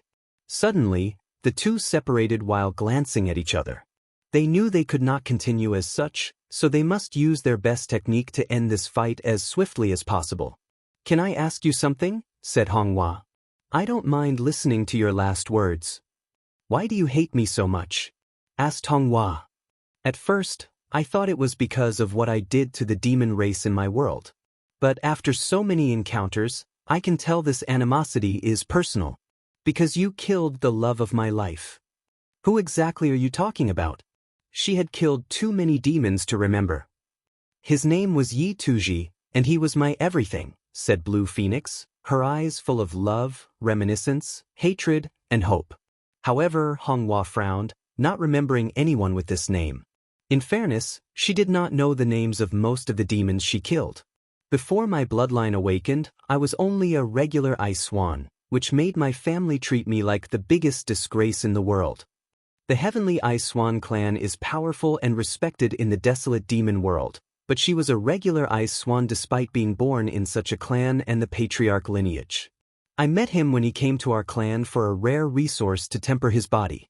He did not care for my status, blood, or future potential. He treated me kindly, even granting me my first gift. From that day on, I swore I would prove the Dao so I could be worthy of him. Blue Phoenix gritted her teeth. So, imagine my surprise when I learned that something had happened to his world, and when I rushed over, you had killed all the demons in that world. The killing aura on her body increased. No matter what, I must kill all of you humans to avenge him and get my hands on his imprint from your world to revive him. Honghua was speechless. She had spent enough time with Exin, the dream world's Dao heart spirit, to understand this woman had developed an obsession with whoever Yi Tuji was because the latter was the only person ever kind to her. The worst part is she did not even remember who the person she supposedly killed was.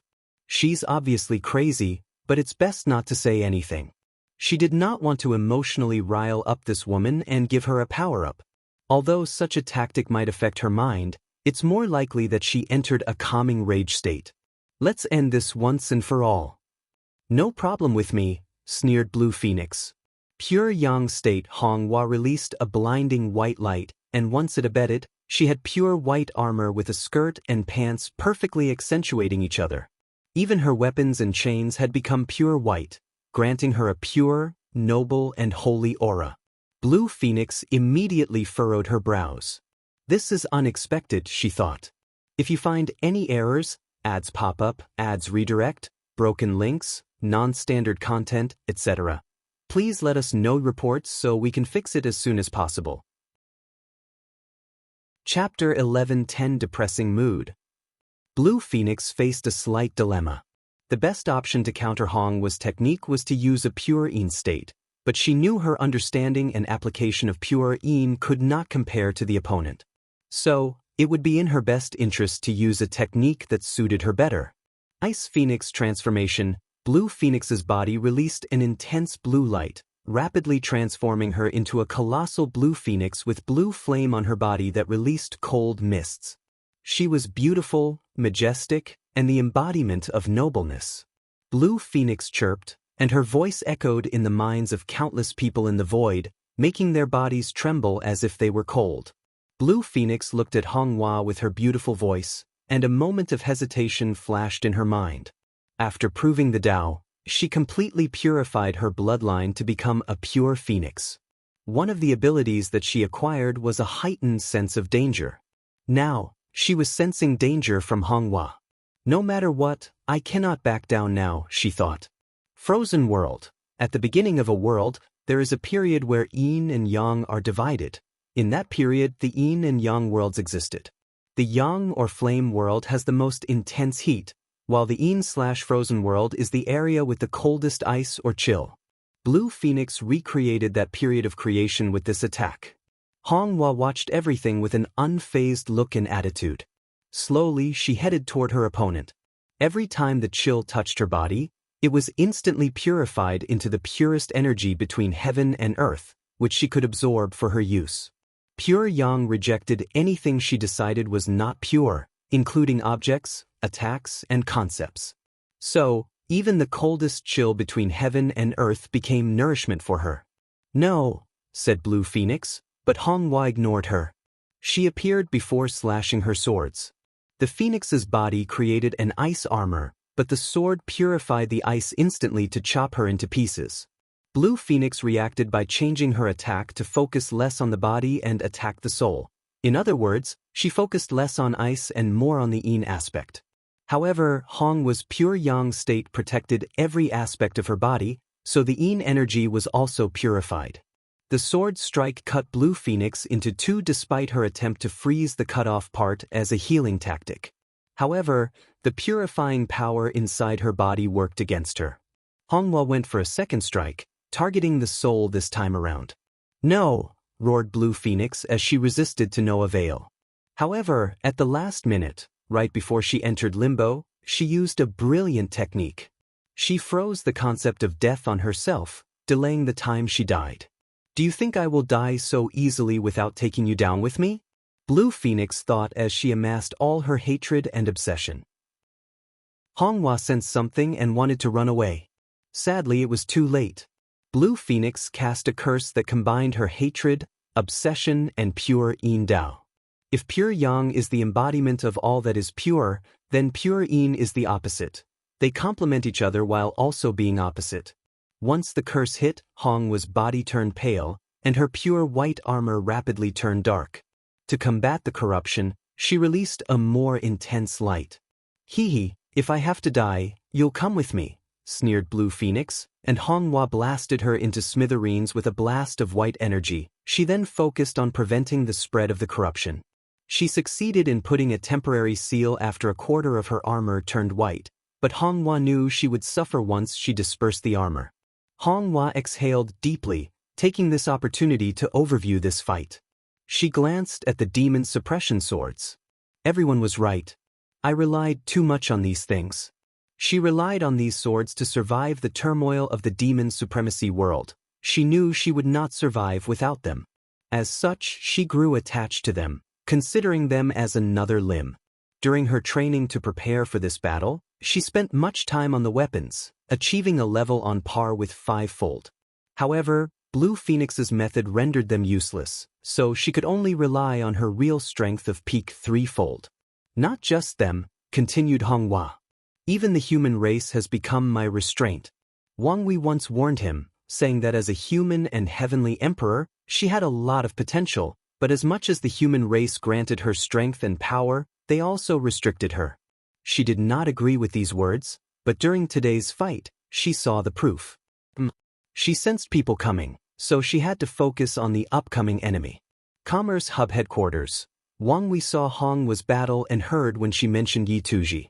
He never actually met her, so he never knew they had such a connection, especially since they had no karmic connection due to his karma-unbound physique. "Everything I did, killing Yi Tuji and devastating the demonic faction in that world, it all led to the creation of the demon suppression swords and Hong's existence. Without my actions, she would never have existed or had such a relationship with Blue Phoenix. Was everything a coincidence or the machinations of fate?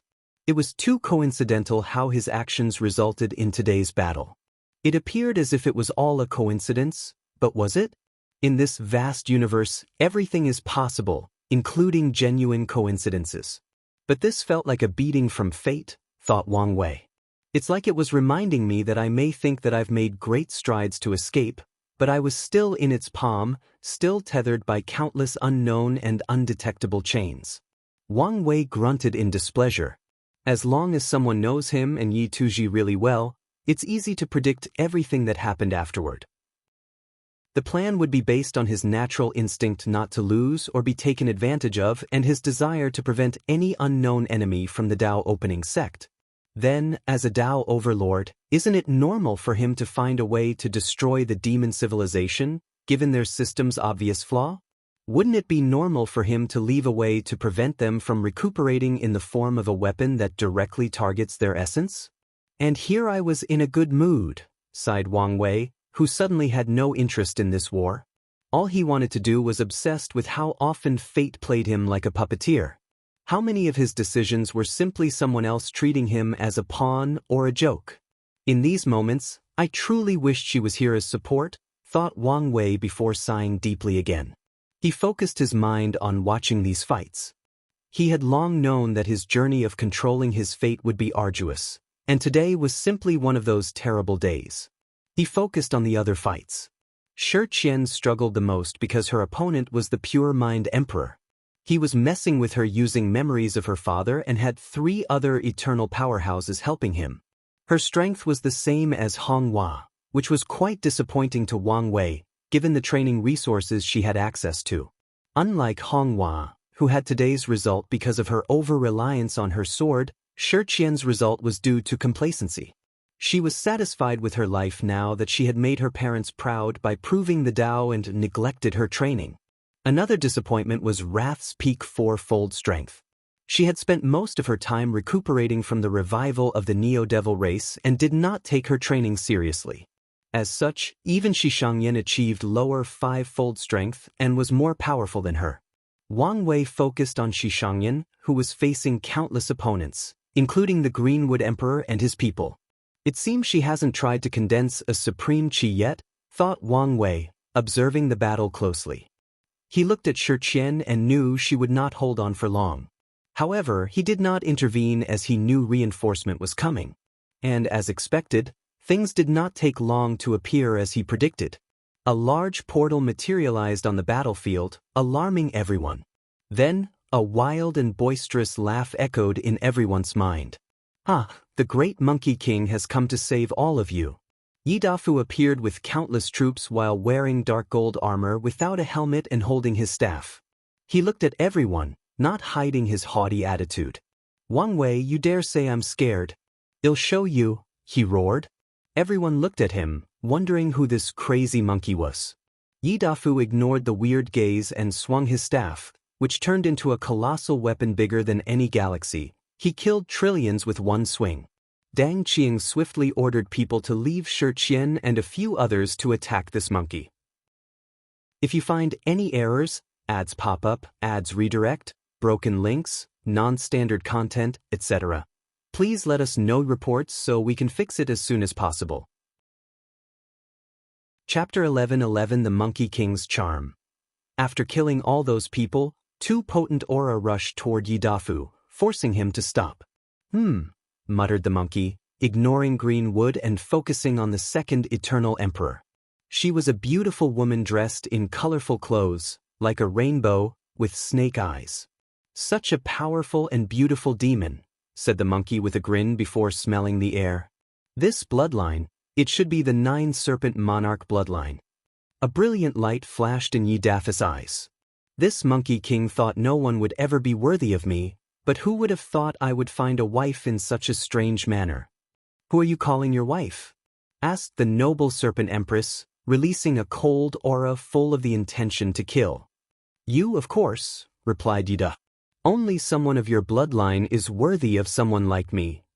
"Monkey, I was going to show you some leniency, given we're both demons, but I've changed my mind," said the serpent empress.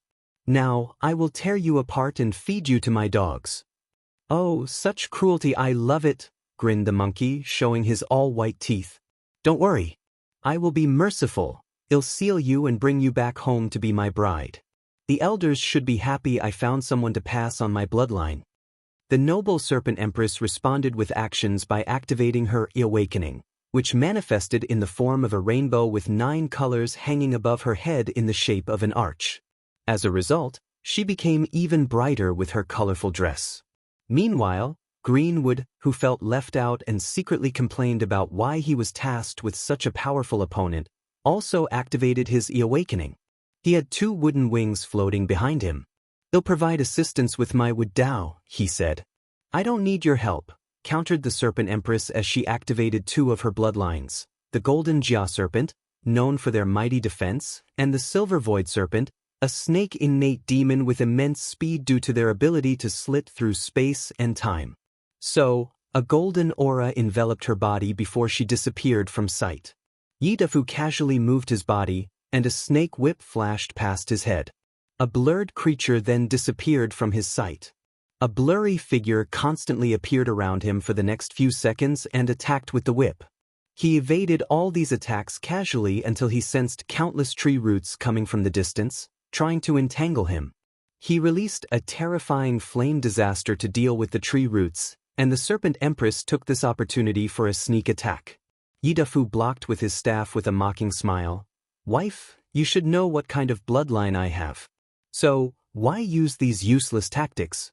Others may not be able to see her once she uses her space-time bloodline ability, but he can even do so without opening his heaven eye. It seems you're not as useless as you look." "Of course. I'm more than my exterior disposition, that's one of my many charms," which you will discover once you become my wife. In your dream. The Serpent Empress activated her purple Fang Serpent bloodline, which boosted her attacks and granted her control over Poison Dao. She opened her mouth to fire a breath of purple cloud. However, Yidafu only giggled before using a poison disaster attack, breathing red clouds that overwhelmed the Empress. Her fate would have been terrible without the golden aura around her and the monkey's restraint. Meanwhile, Greenwood was having the worst time in his life in the distance. According to the 5 elements theory, fire suppresses wood, meaning the attack was his natural element counter. He had to summon a unique tree around him to calm the monkey's attack, and it took him a moment to succeed. Right as he was about to intervene in the fight and provide assistance, 2 terrifying poisons rushed toward him, and he had to use his summoned tree to block them.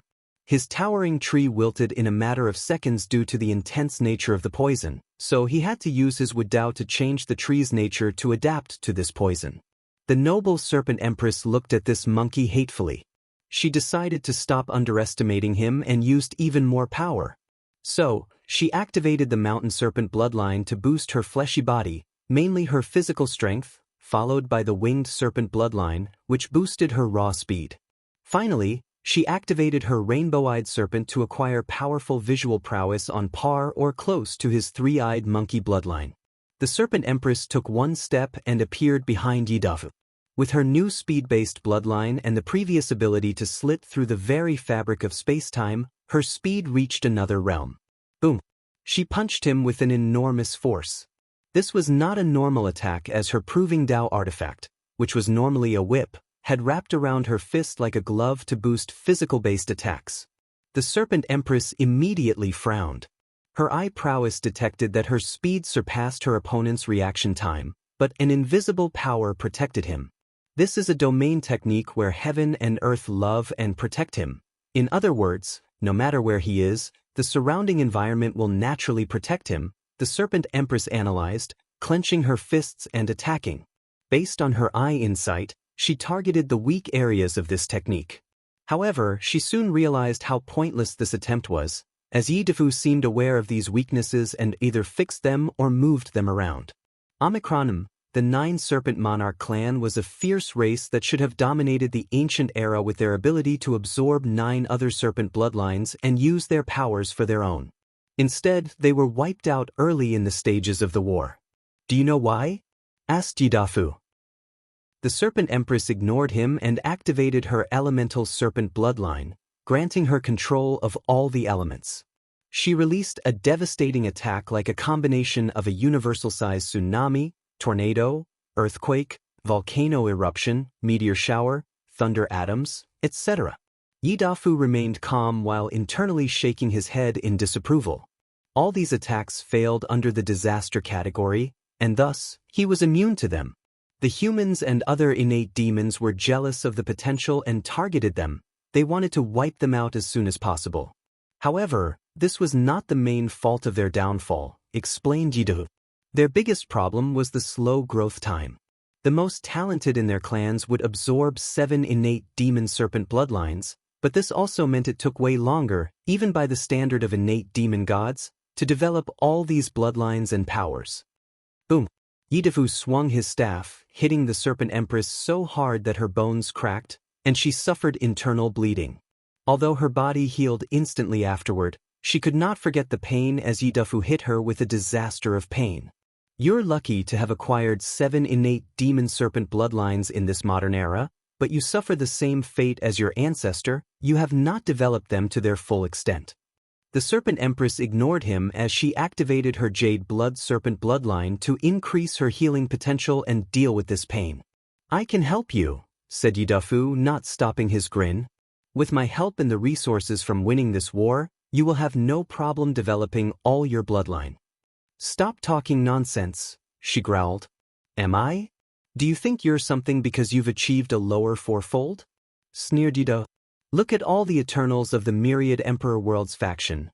All their strengths are around this level, but they cannot access 7 potent innate demon bloodlines. The Serpent Empress suddenly paused, taking these words seriously. Is that why you're so powerful? She realized his strength had reached somewhere around 5-fold, but she did not know exactly. Me? No, replied Yidafu. He was not part of Wang Wei's inner circle, so today's strength was the result of his own effort and luck. However, he cannot wait to use things like the dream world and others to further his power. Then how? I can only tell you I've found a way to develop bloodlines, replied Yidafu. After losing to Wang Wei and leaving the deception trial, he still left his people to acquire news. Then, once he learned how powerful these people became, a fire was lit under Yidafu's, but he realized he was nothing but a phoenix amongst a group of chickens. With this realization, he put himself through cruel training while searching for ways to improve. Ultimately, he achieved a strength of 8 leaf before his heavenward battle, and after proving the Dao, he never stopped training. Are you really pondering his offer? Suddenly asked Greenwood, but the Serpent Empress ignored him. The demon race cares more about bloodline when choosing partners, not appearance or compatibility, and if there were no enemies, Yidafu would be a top marriage candidate. If you find any errors, ads pop up, ads redirect, broken links, non-standard content, etc., please let us know reports so we can fix it as soon as possible. Chapter 11:12 Earth Emperor Technique. Can you imagine our children? Said Yidafu with a grin, and his words did have an effect. Demon races of different species have even lower chances of reproducing, but when they do, their children will inherit both their bloodlines 99% of the time. So, the noble Serpent Empress imagined what it would be like to have a child with the 3-eyed monkey, disaster monkey, and 9 serpent monarch bloodlines. By all standards, this monkey is indeed the perfect partner, contemplated the Serpent Empress. Their alliance would further their bloodlines and create a strong alliance between their 2 worlds and factions. Humans controlled the majority of heaven-will worlds in the lower dimension, so most demon-focused worlds will band together for protection. Don't listen to his nonsense, said the Greenwood Emperor. All his sweet words are based on the fact that he and his faction will survive this war. But do you think that's possible? The Serpent Empress suddenly paused. He has a point. Oh, we're going to win, replied Yidafu calmly. And how do you know this? She asked. Come, let me tell you a secret. Just tell me. No, I must whisper it to you, he replied with his white teeth, making the Serpent Empress roll her eyes. Regardless, she flew next to him, and he whispered something in his ear. Are you telling the truth? Of course. You can go in my memory to see. Fine, she replied after thinking briefly, and Yidafu did not hesitate to allow her access into his sea of consciousness and his memories. He had a bright smile that was telling her, see how much I trust you despite only meeting for the first time. The Serpent Empress blushed after figuring out his smile's meaning, but it quickly faded. You're telling the truth. What's the meaning of this? Asked Greenwood. What did he tell you? I'm sorry, but I'm out of this fight. What? Are you serious? Yes. But, of course, I also want help their side, the Serpent Empress explained. Do you know the fate awaiting you in your homeworld for betraying the Commerce Hub? The Greenwood Emperor asked in a severe tone. You should understand the cruelty of these people. Don't you care at all? The Serpent Empress shrugged. Now that she knew Wang Wei was alive and this entire war was nothing but his little game, she knew the Commerce Hub was destined to lose and fall from their status as the rulers of the lower dimension. Greenwood suddenly paused. He knew the latter was not stupid, so he wondered what kind of news would prompt her to decide. He suddenly had a thought. No, it can't be. He would not accept the fact that this bastard who had the entire hub scared like little kittens was still alive and lurking somewhere in the lower dimension. Greenwood had a severely restricted contract with the hub, so his fate was tied to them. Eternal Wood, a towering white tree appeared behind Greenwood. He had bet that he would kill a few Eternals without using the Commerce Hub's aid, which came in the form of an Eternal Wood Chi. However, the situation had reached the point where he had no choice but to go all out. The white tree roots immediately went on the offensive, attacking Yidafu and the Serpent Empress. Hey, what's the meaning of this? You're a traitor, so your head should be worth a lot. Wife, I've got this. Why don't you stay in my space ring while I deal with this idiot? Who's your wife? I haven't accepted any proposals yet. Yidafu grinned. Despite her words, the Serpent Empress left the battlefield. Then, Yidafu focused on his opponent. His armor, which was his awakening, released a bright light as the monkey fused his natural protection from heaven and earth with the armor to increase his defense. Then he went on the offensive. World-ending disaster. With a wave of his hand, the surrounding million light-years changed. The entire zone or area of this technique experienced what it would be like if a world ended. The very fabric of space-time tore apart, reincarnation stopped functioning, which released an incalculable amount of Yin energy and ghosts to the world of the living. Fate lost its shackle on people and the world, making them crazy and chaotic. Heavenly Dao lost its grip on the world, meaning that all the laws or Dao between heaven and earth lost control, and finally, the returned to its original as chaotic chaos energy swallowed the last vestige of the world. Greenwood sweated as he watched this brilliant yet devastating technique. He wanted to run away. Luckily, the eternal Wuxia did not disappoint and protected him. He felt relief now that he was surrounded by an object the world deemed indestructible, nay, eternal. Meanwhile, Yidafu frowned. World-ending disaster was one of his masterpieces that he prepared to deal with that bastard Wang Wei. But this weak-ass emperor that barely reached threefold actually blocked it. "You've officially pissed me off," the monkey declared. "So what?" sneered Greenwood, not hiding the smugness he was feeling. Yidafu shook his head as he wondered how this kind of person could prove the Tao, let alone become an eternal. He concluded that he was either one of those individuals born with extreme love from heaven and earth, despite their glaring flaws, or he was one of the emperors that appeared after true heavenly Tao started balancing the lower dimension because of how powerful the myriad emperor world had become. Disaster of the mind. Greenwood's body froze as his mind experienced the most terrifying horrors imaginable. He experienced his worst fear, confronted his greatest nightmare, came into direct contact with his greatest failures, and saw things that even his superior mind, as a higher dimensional being, could not process. Saliva dripped from the corner of his mouth as he entered a vegetable state while standing. Yidafu knew this was not enough and rushed for a finishing blow. He evaded the white roots from the tree, which was acting on instinct to protect its master. Sadly, before he reached his opponent, the tree fused with green wood and blessed his mind and soul with the eternal attribute, allowing him to survive that disaster. "Damn you," roared Greenwood. He had never come so close to death, and it was the worst kind, death of the spirit. He no longer hesitated and touched the tree to fuse with it. His body then rapidly morphed into a treant or humanoid tree creature with white barks as body and green foliage that served as hair. Bang! Yidafu's staff hit him with full force while he was still transforming, and he flew in the distance. Such an attack should have been devastating. It was not. The skin of trees is naturally resistant to beating or attacks, and wood is the element of resilience and life, so healing or regeneration was not a problem for practitioners of this Tao.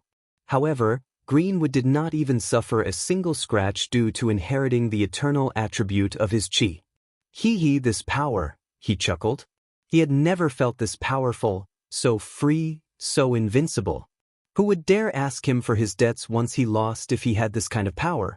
He would walk sideways in the lower dimension, doing whatever he pleased. Greenwood rushed to his opponent but soon frowned. He found his body not as fast in this state as he wished it to be. However, this did not matter since no one could hurt him.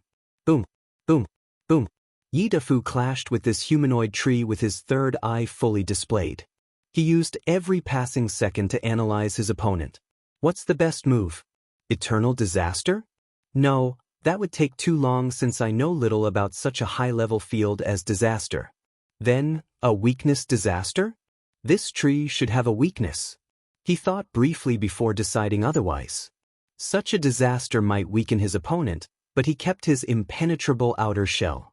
In that case, a yin-yang disaster?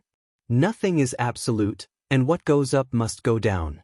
There is no way this thing is truly eternal, so experiencing a yin-yang cycle should do the trick. No, I have something even better.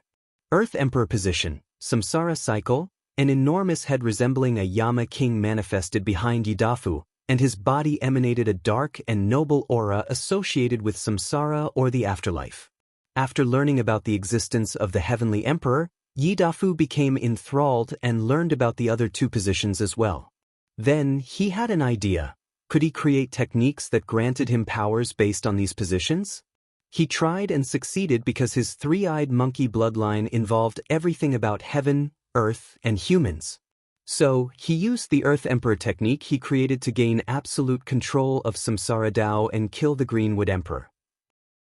If you find any errors, ads pop up, ads redirect, broken links, non-standard content, etc., please let us know reports so we can fix it as soon as possible. Chapter 11:13 Acquired. Yi Dafu hit Greenwood with his staff, and the whole world suddenly turned black and white briefly. Then, in a very short period, Greenwood's eternal body experienced birth and death millions of times to test the validity of his claim to be eternal. He resisted, as his white bark skin released an intense light to fight the power of samsara, which was rapidly destroying him on a conceptual level. He failed. Only everlasting Empyreans who have mastered their true self can boldly proclaim to have escaped the shackles of death or samsara, and even then, that's a wild claim that no one will make lightly. In the Chaos Universe's hierarchical structure, the eternal Wuxia can only be described on the lower tier of the path of eternity. Greenwood's body cracked in different parts, and he roared to show his unwillingness. He would not accept his fate so easily, so he tried to counterattack. What in this world could be considered truly eternal? Or, at the very least, come very close? The obvious answer is Grand Dao, but that's not something that Greenwood would dare to get involved with. So, he chose the second best option, the universe's grand module. He latched on the river of fate, the river of time, and even the source chi space's eternal attributes to fuel his own. Many roots from his body entered the void to attach themselves to these modules and borrow their powers. So, in a split second, Greenwood's body stopped collapsing, and he had 3 new tree roots that were not only indestructible due to their eternal natures but also had the power to control time, fate, and endless energy. Idiot, sneered Yi Dafu. Backlash disaster. Can anyone meddle in the affairs of the river of fate? The river of time? Or even the source chi space? These modules or concepts were inherently arrogant because of their power or status in the world, so how can anyone get involved with them? Yi Dafu used this fact to create a terrifying backlash against his opponent. Greenwood had never felt so scared in his life.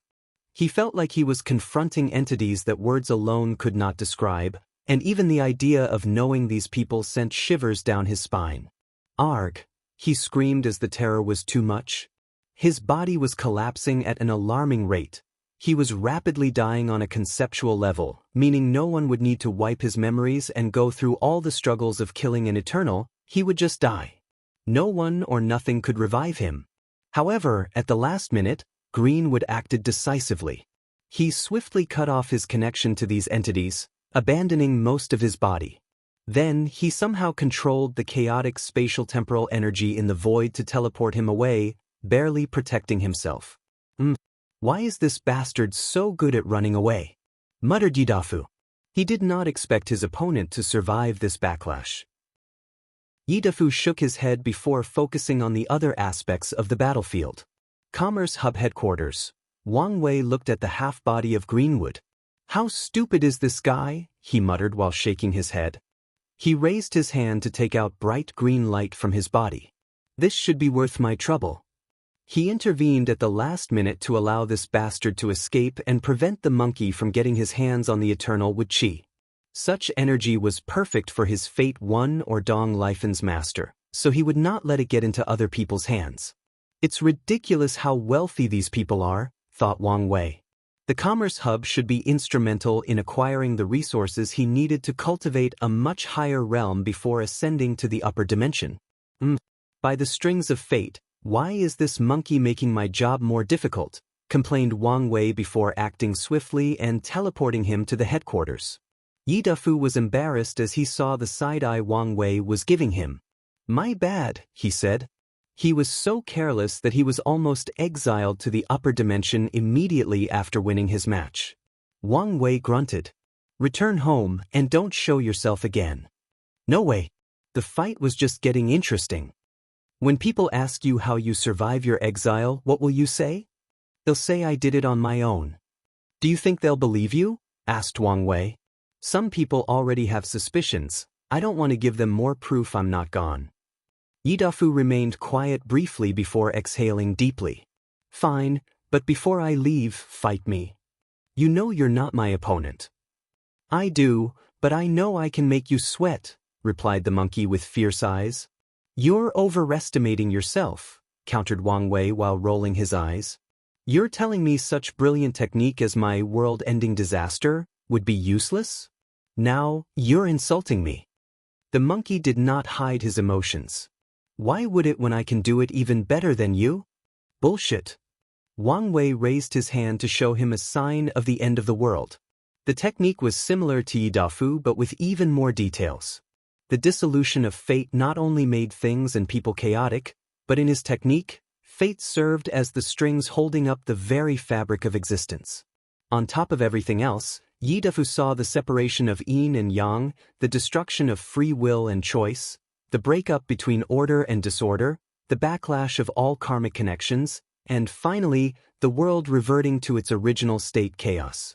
Damn it, thought Yidafu, his eyes slightly red as he concentrated on Wang Wei's palm. This technique was so powerful and beautiful that it inspired him. He saw how to improve his own technique, and such a fact brought immense shame to him, followed by trampling his pride. The monkey snorted coldly as he refused to admit defeat. I'll give you this technique, he said with gritted teeth. What about my Earth Emperor positions? Surely this technique could make you sweat. I control Samsara Dao, and I'm unofficially a real Earth Emperor, Wang Wei replied coolly. You're not lying, are you? He had never heard Wang Wei was the Earth Emperor, hence his suspicions. You know I would not lie about such a thing.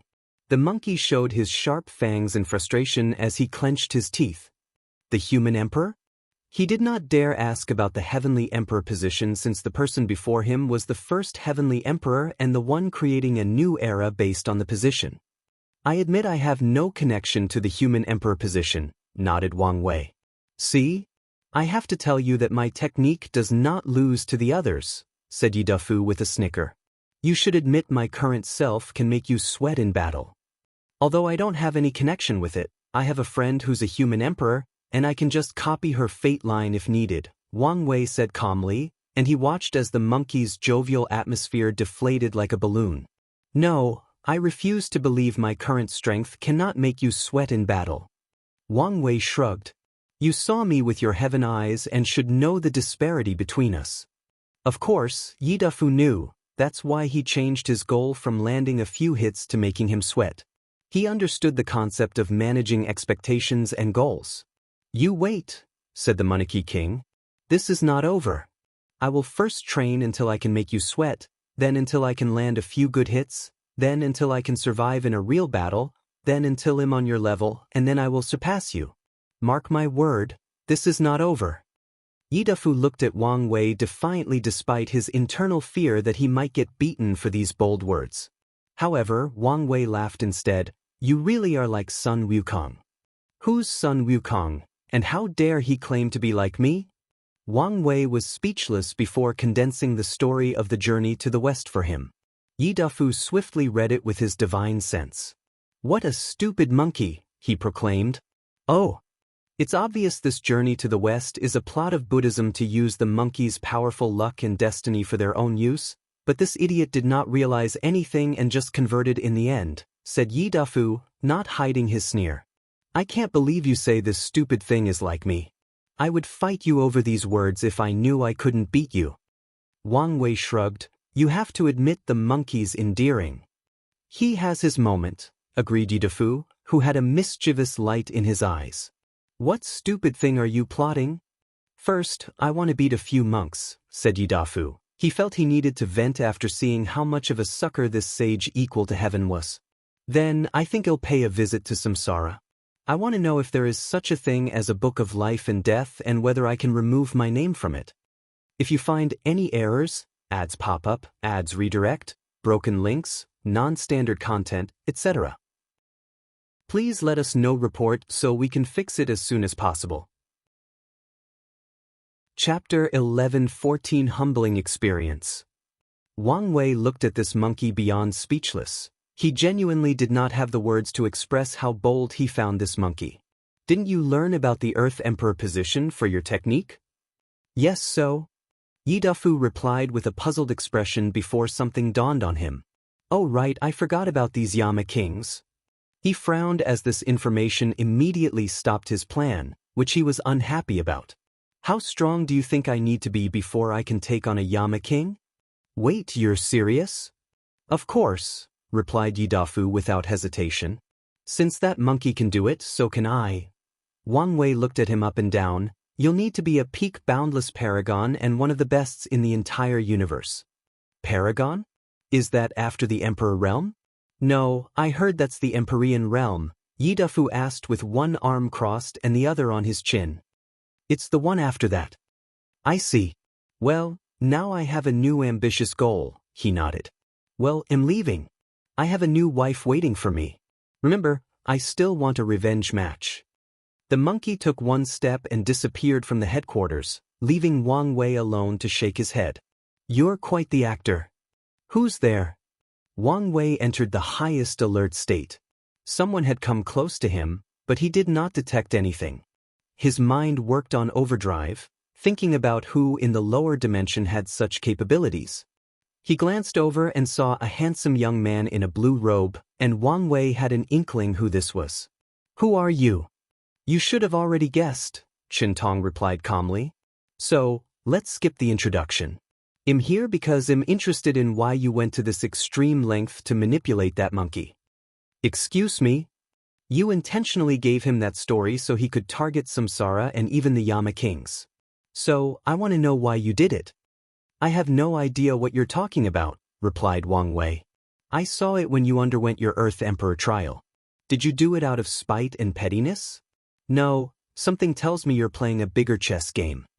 Honga was right about you. You're too curious for your own good, said Wang Wei calmly. So, finally willing to admit it? I'm not admitting anything. So stubborn, said Chen Tong with a smile. He waved his hand to manifest a tea table before sitting down and inviting Wang Wei. This is Essence Tribulation Tea. After drinking it, you will pass 100 flesh tribulations without any pain, effort, or negative consequences. Such a thing exists? Asked Wang Wei as he sat down.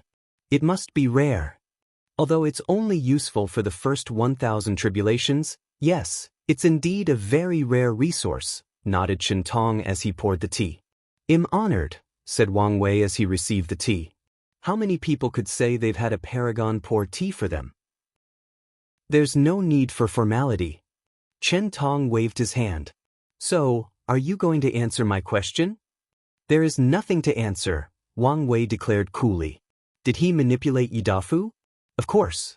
However, his target was not necessarily Samsara and the Yama king. He wanted to see if he could add an unknown variable to the world through the monkey by giving him access to knowledge or inspiration from another civilization.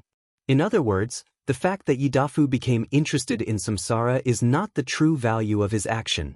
The real chess move opens his mind by providing him with some information about the prehistoric world. Wang Wei did not know the outcome of this move. There is a possibility that it would bear fruit, and there is also the possibility that Yidafu will garner the sight of Gou Dao and be swiftly eliminated. Another scenario is the monkey does not realize the value of that story and never uses it to its full potential, but Wang Wei does not care. He did it on a whim, and so he's alright with this move becoming useless. Is that so? Muttered Chen Tong. Well, let's talk about something else. You seem to be in a terrible mood. Did something happen? Have you been watching me from the shadows? Of course, the entire dimension has never been so lively, so how can I not pay attention? I've never been so entertained since I died. Wang Wei was speechless. Shouldn't you be focusing on reviving yourself, or something? And be the first target of those people? I'm not stupid.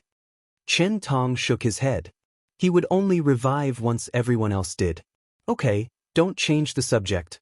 What happened to make someone like you have such an obvious change in mood? This man is like if one of those people from Earth who loved gossip more than their life was reincarnated into a cultivation world and managed to reach the pinnacle of the world while preserving their gossiping side, thought Wang Wei, becoming even more speechless. He sighed internally before deciding to converse with this man. It was the least he could do to allow him to reach 900 Dao tribulations without much struggle. So, he told him what happened with Honghua, Blue Phoenix, and Yi Tuji. It seems you have just experienced a humbling.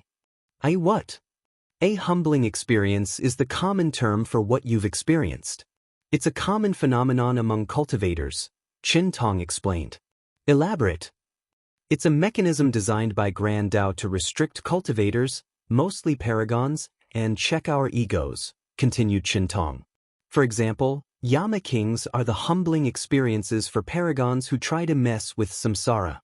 Time wraiths are for the one messing too much with the river of time, and monarch source beasts are for people messing with the source chi space. Wang Wei frowned. The river of fate.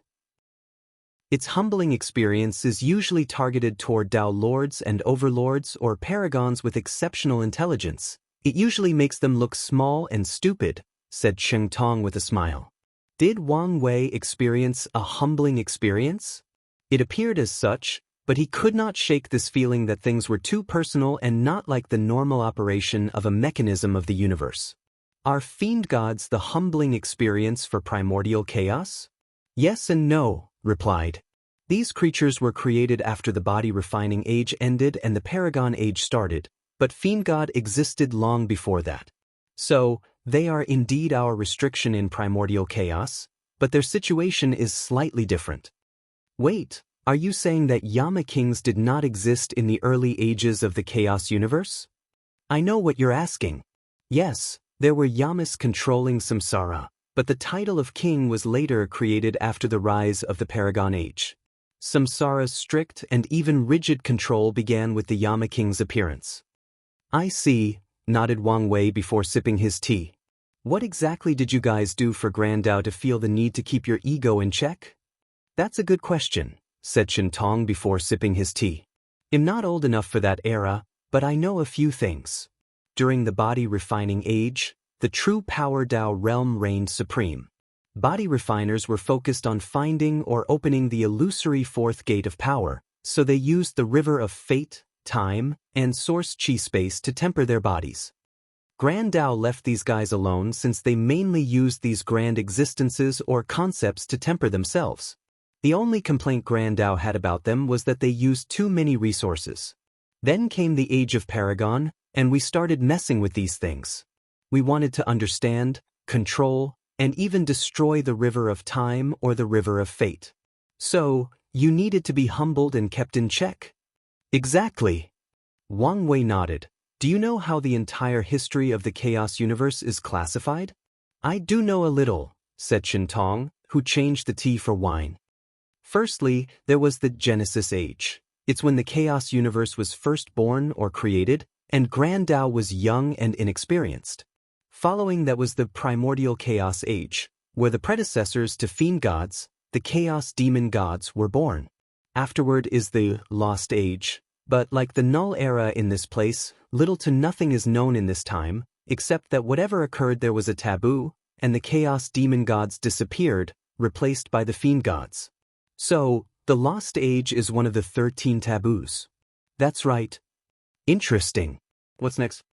I won't mention the ages after that because what I know are only speculations and not official history, said Qin Tong.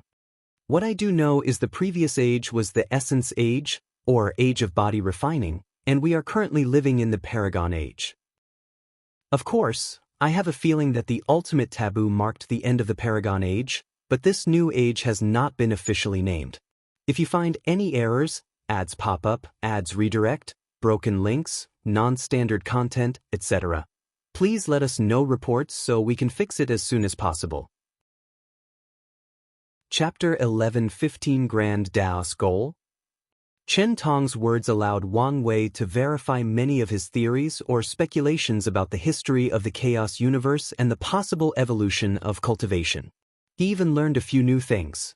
However, he still lacked vital information. Luckily, this was a great opportunity with a paragon before him. I once theorized that in the early stages of the Paragon Age, before the Heaven Will system, the old era paragons were a combination of the Immortal and Dao path, and they had to understand innate, primordial, and grand Dao source to reach the world's peak. Is that true? Yes, you're right, nodded Shintong. Those old era paragons were scary despite only being capable of borrowing the power of the grand Dao source. However, the vast energy inside their bodies was truly astronomical. You've met some of them? Yeah. There are many still alive, explained Shintong. They are stubborn and refuse to accept this new, easy path. They often call us soft and weak, claiming that we have it easy. I'm surprised, replied Wang Wei. I thought they would be extinct either through natural process or by grand Daos elimination. No, they are still here. There is a powerful sect called the Origin Dao sect in a normal source chaos world called the Ancient Qi world that only cultivates that system. They control that entire world and are renowned in primordial chaos. Chen Tong suddenly shook his head. Bad memory? Asked Wang Wei. These guys are annoying to deal with, especially the old and ancient ones who have existed since the beginning of the Paragon Age, Cheng Tong explained, not hiding his annoyance as he remembered his experience. Wang Wei did not need to meet these people to realize their personality, obdurate, inflexible, and clinging to past glory. In other words, the kind of people no one wishes to deal with. How does their system work? Do they become immortal venerable at Tier 10 or Dao Ancestor? But each choice seemed to cause problems. It's more like they become immortal venerables and primarchs. They condensed innate laws? Chen Tong nodded, correct. Then, while continuing to gather immortal qi, they understand innate laws, followed by primordial laws, before understanding the grand Dao source. The ancient qi world must be unique, right? Yes. From what I know, it still follows the order-disorder during the early stages of the Paragon Age, not affected by the changes of the rest of the chaos universe. Wang Wei frowned, and grand Dao allows this? Or did they cultivate a powerhouse that would force grand Dao to give them permission? The former, most likely, replied Chen Tong. However, I did hear rumors that there might be some secrets behind their continued existence. Wang Wei nodded. He agreed the most likely case was that grand Dao allowed their existence, most likely to see the clash between the old and new eras. Moreover, allowing the old cultivation path to exist would only bring more variables and opportunities for the overall development of the chaos universe. Wang Wei thought briefly before asking the question he truly wanted the answer to. Why did Grand Dao create the Heaven Will and grant Paragons complete control of the Grand Dao source? Was it a system similar to the Heavenly Court, where Paragons now bore the strength of the chaos universe and gave it more power for other things? However, considering Grand Dao's power level, this theory doesn't seem to make sense. Chen Tong chuckled. I bet your mind is thinking of something sinister, isn't it? I mean, wouldn't you do the same? Asked Wang Wei. However, Chen Tong shook his head. The answer to your question is simple: to strengthen the universe. Grand Dao wanted more powerful cultivators, so it created the perfect cultivation path and allowed all sentient beings to use it. I'm not completely buying such an answer, said Wang Wei, sipping on his drink. Isn't it afraid of people becoming stronger than it and usurping its power? Maybe that's exactly what it wants. I doubt this. Wait, you might be onto something, suddenly said Wang Wei. What if it wants cultivators to achieve transcendence but to do so within its created rules and restrictions? What if Grand Dao wishes for people to surpass it but not do it in a way that is detrimental to it or the chaos universe? With this logic, many things will suddenly make sense. I never thought of this, said Shintong. This statement opened his eyes, allowing him to connect many dots in his mind. Grand Dao intervened to smooth the chaos of the ultimate taboo. There is a chance it wanted to eliminate the methods of transcendence that it deemed unacceptable. Wang Wei and Chen Tong looked at each other, and their eyes expressed their thoughts to stop this topic. If they continued, it was guaranteed that Grand Dao would notice them, especially since Wang Wei was still a little emperor and should not be privy to certain knowledge or information. Since there was the Essence Age, and the Paragon Age could also be called the Qi Age, Do you think there used to be an essence age? He asked. Wang Wei once theorized that the body refining path was the first cultivation system discovered by sentient beings, but he felt he might have been wrong. Assuming that acquired life appeared in the universe after the Lost Age, specifically, when fiend gods reigned supreme. There is a chance that they began to imitate their cultivation system and temper their bodies, but there is also the possibility that they believe that the flesh has a limit and that they could never reach the same level as these noble creatures. These early creatures would have focused on developing the intangible and limitless soul, or spirit. In other words, there is a high chance that the spirit age was before the essence age. That, I don't know, replied Qintong. I've heard people say there was such an age while others say it did not exist. What I do know for sure is that the soul path seems to involve many secrets, and it might even be one of the taboos. That's a fair assumption, nodded Wang Wei. Assuming there was a spirit age, cultivation started from the inside with the soul, then the body with the essence age, which is still from the inside. Then, it ended with the outside following the Qi age. It might be in my best interest to return to my roots and look inward once I reach the peak of the Paragon realm. Wang Wei's aura suddenly changed, becoming subtler, calmer, and more ethereal and ephemeral. The light of wisdom deep in his eyes deepened, greatly surprising Qintong. Enlightenment? How envious! Although Wang Wei's statement about Grand Dao was valuable information, Qintong would also like to have an epiphany and become enlightened. Congratulations, fellow Taoists. I cannot bear the title of fellow Taoist, replied Wang Wei, shaking his head. However, I do appreciate your kind words. The two chatted for a few more minutes about many topics before Qintong disappeared. Interesting, thought Wang Wei. In this brief discussion, he created a character profile for Qintong, and the most valuable information on the profile was that the latter was not a boundless paragon.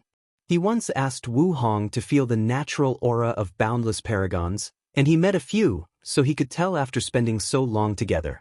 Regardless of this fact, Qintong was not an ordinary paragon.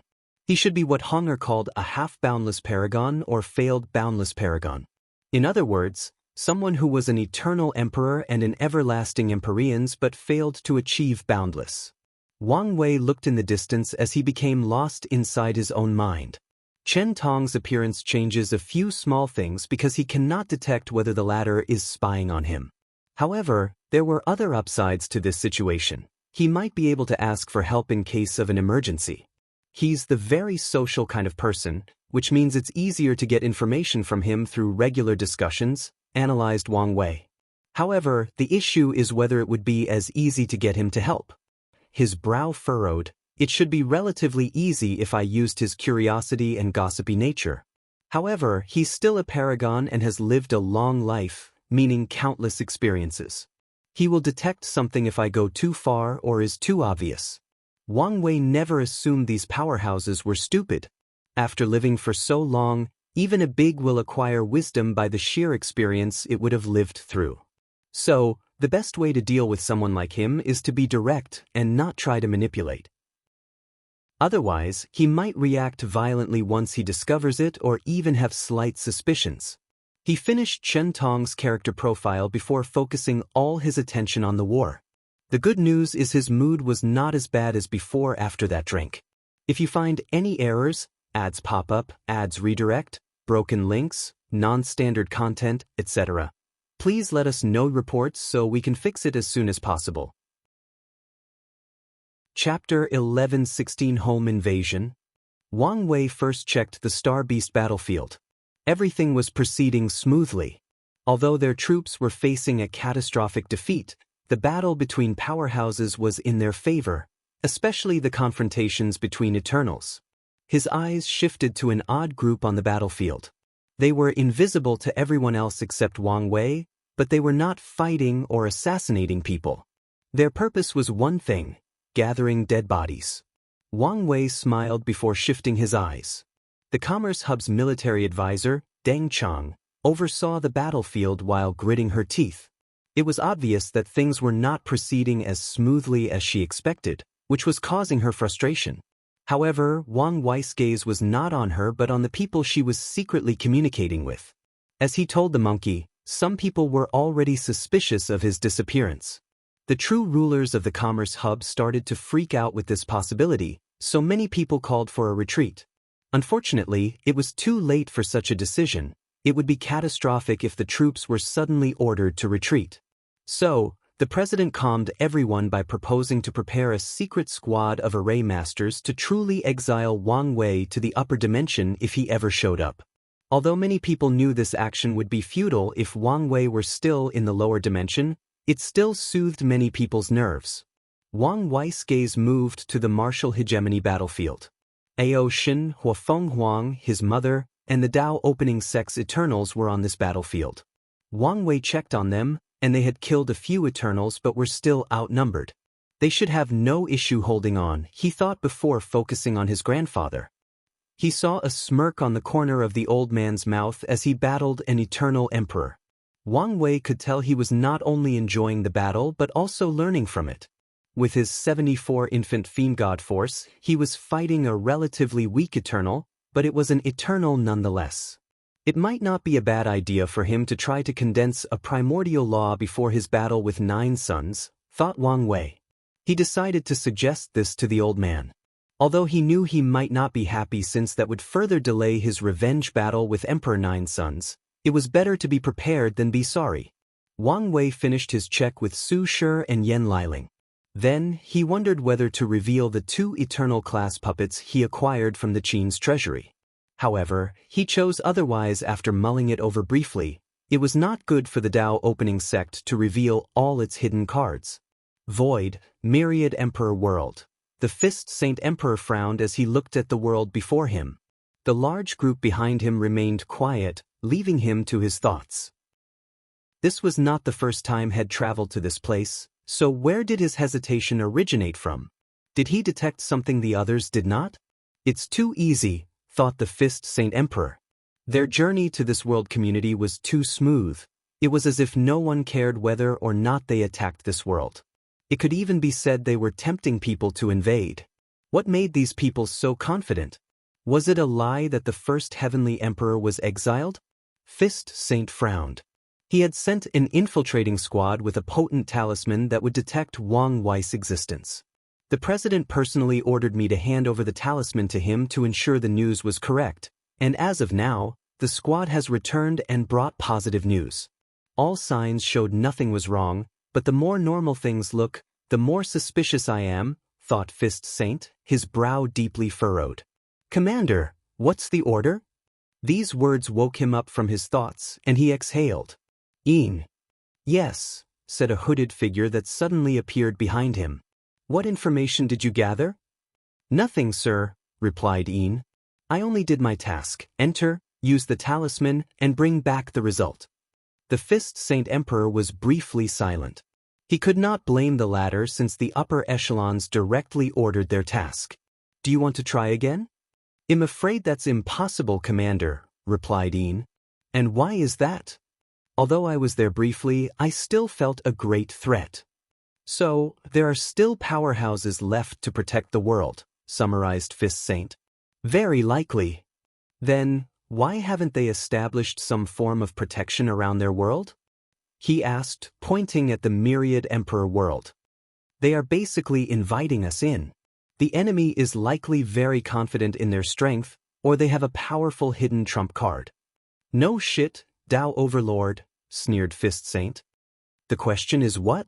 Yin lowered his head, not daring to utter another word or look the commander in the eyes. The Fist Saint Emperor exhaled deeply to calm down.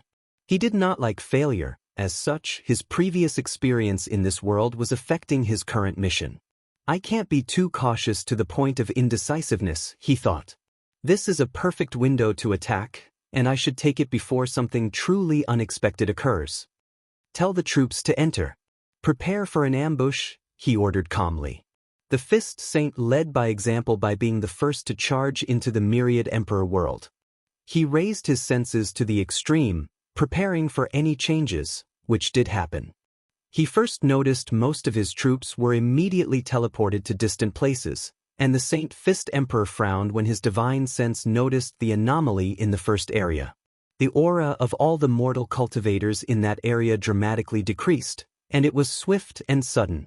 Their attack potencies stopped at Tier 4, and no one was an exception. Myriad portals opened up in that domain to teleport countless puppets and constructs. Mortals? Is this the power of mortal civilization? The Commerce Hub heard the news but did not expect mortals to play a role in such a large-scale war involving great emperors. The Fist Saint Emperor turned his focus to another domain. He frowned because his other troops, which still retained their powers, were surrounded by another group of mortals using something akin to this world's Dharma body. These mortals immediately started singing the song he heard the last time he was here, which boosted their powers and abilities. Then, they began to slaughter his troops with paintings, poetry, calligraphy, and instruments. The third thing the Fist Saint Emperor noticed was that a few of his immortal tier soldiers, the weakest ones, were in an isolated domain protected by formation, but the top-tier powerhouses had disappeared. He immediately concluded they were teleported to the void battlefield, just like what had happened to him before. Many thoughts flashed in his mind as soon as he acquired the information through his divine sense. After processing it, the Fist Saint Emperor made his move. He decided to attack the order-disorder array or technique that allowed these mortals to partake in this war. We will have the number advantage as long as they regain their powers and these mortals become weak and useless, he thought, but a voice echoed in the void before he could move. "I'm your opponent." The Fist Saint Emperor heard that sweet and angelic voice, and before he could react, his surroundings had changed. He was now in that vast emptiness with a power that was so dangerous yet tempting nothingness. He looked at the person before him, and his heart skipped a beat. "What a beauty!" he instinctively exclaimed. Although he had seen Su Shi, he felt the latter was the unapproachable kind of beauty. However, the woman before him was different. She was graceful and ethereal due to a sage-like aura. Her body released a mesmerizing scent that was a combination of flowers and sweet-smelling medicine. "What?" exclaimed the Fist Saint Emperor in his mind as his body involuntarily trembled. He just felt a terrifying killing intent locked on him, so intense that his legs lost control and wobbled. Although the thing appeared for less than a nanosecond, he knew he was not mistaken. He knew for a fact this killing desire did not originate from her, so he was on guard. The Fist Saint Emperor controlled his body to relax. "How may I address you?" Yen Liling frowned. She did not like this man's eyes. Although she was used to being stared at by men, most of them hid their desires well due to her strength and status. But this man only controlled his desires, not hid them. "I'm the Pill Sage Empress." Despite her feelings, she still respected her opponent because he's an eternal. "I am Dash, I know who you are," she said. "I don't have the time or patience for your nonsense. You're an intruder, and I'm here to slaughter you. So, prepare yourself for battle." Rude, he thought, but why did he find her even more attractive?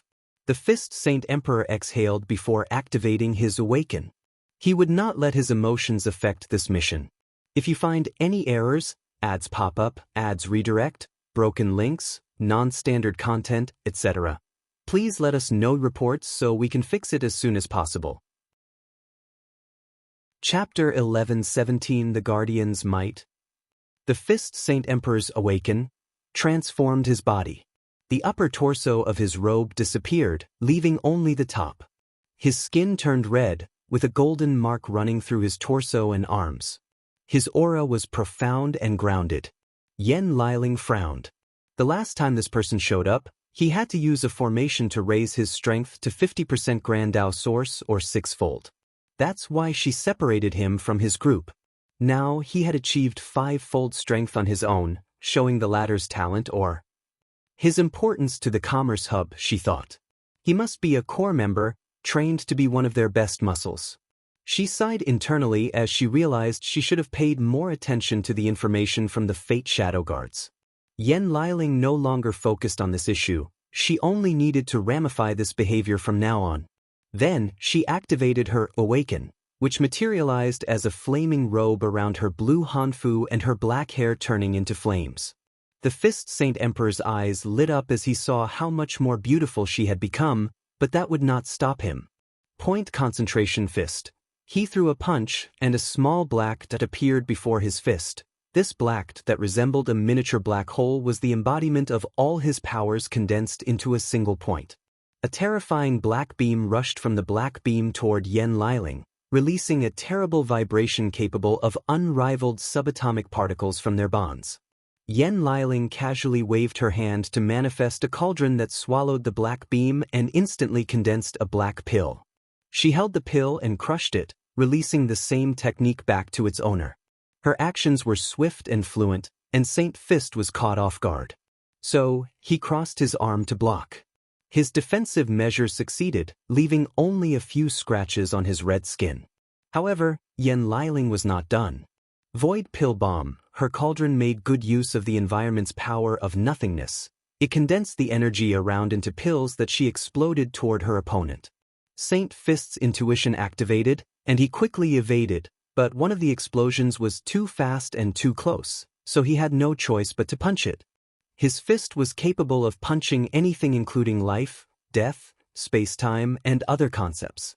However, Saint Fist felt this explosion was corroding his arms, so he acted decisively and blew up one arm. Abandoning and regenerating a new one was the best choice in this scenario.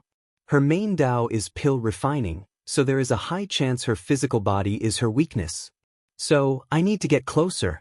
Saint Fist organized a battle plan based on the information he observed in this short confrontation and the information from the hub.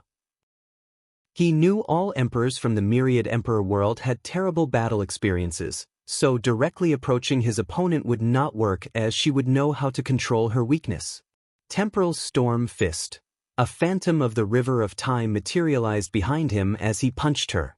A terrifying storm with the power of time rushed toward Yen Liling. If she were hit, her body would either age terribly or be erased from the very fabric of time. However, her response was a sneer. Your resonance with Time Dao is weak compared to the real deal, she declared nonchalantly as her body released a purple flame that burned that temporal tempest. Saint Fist ignored her as he rushed forward and punched a second time.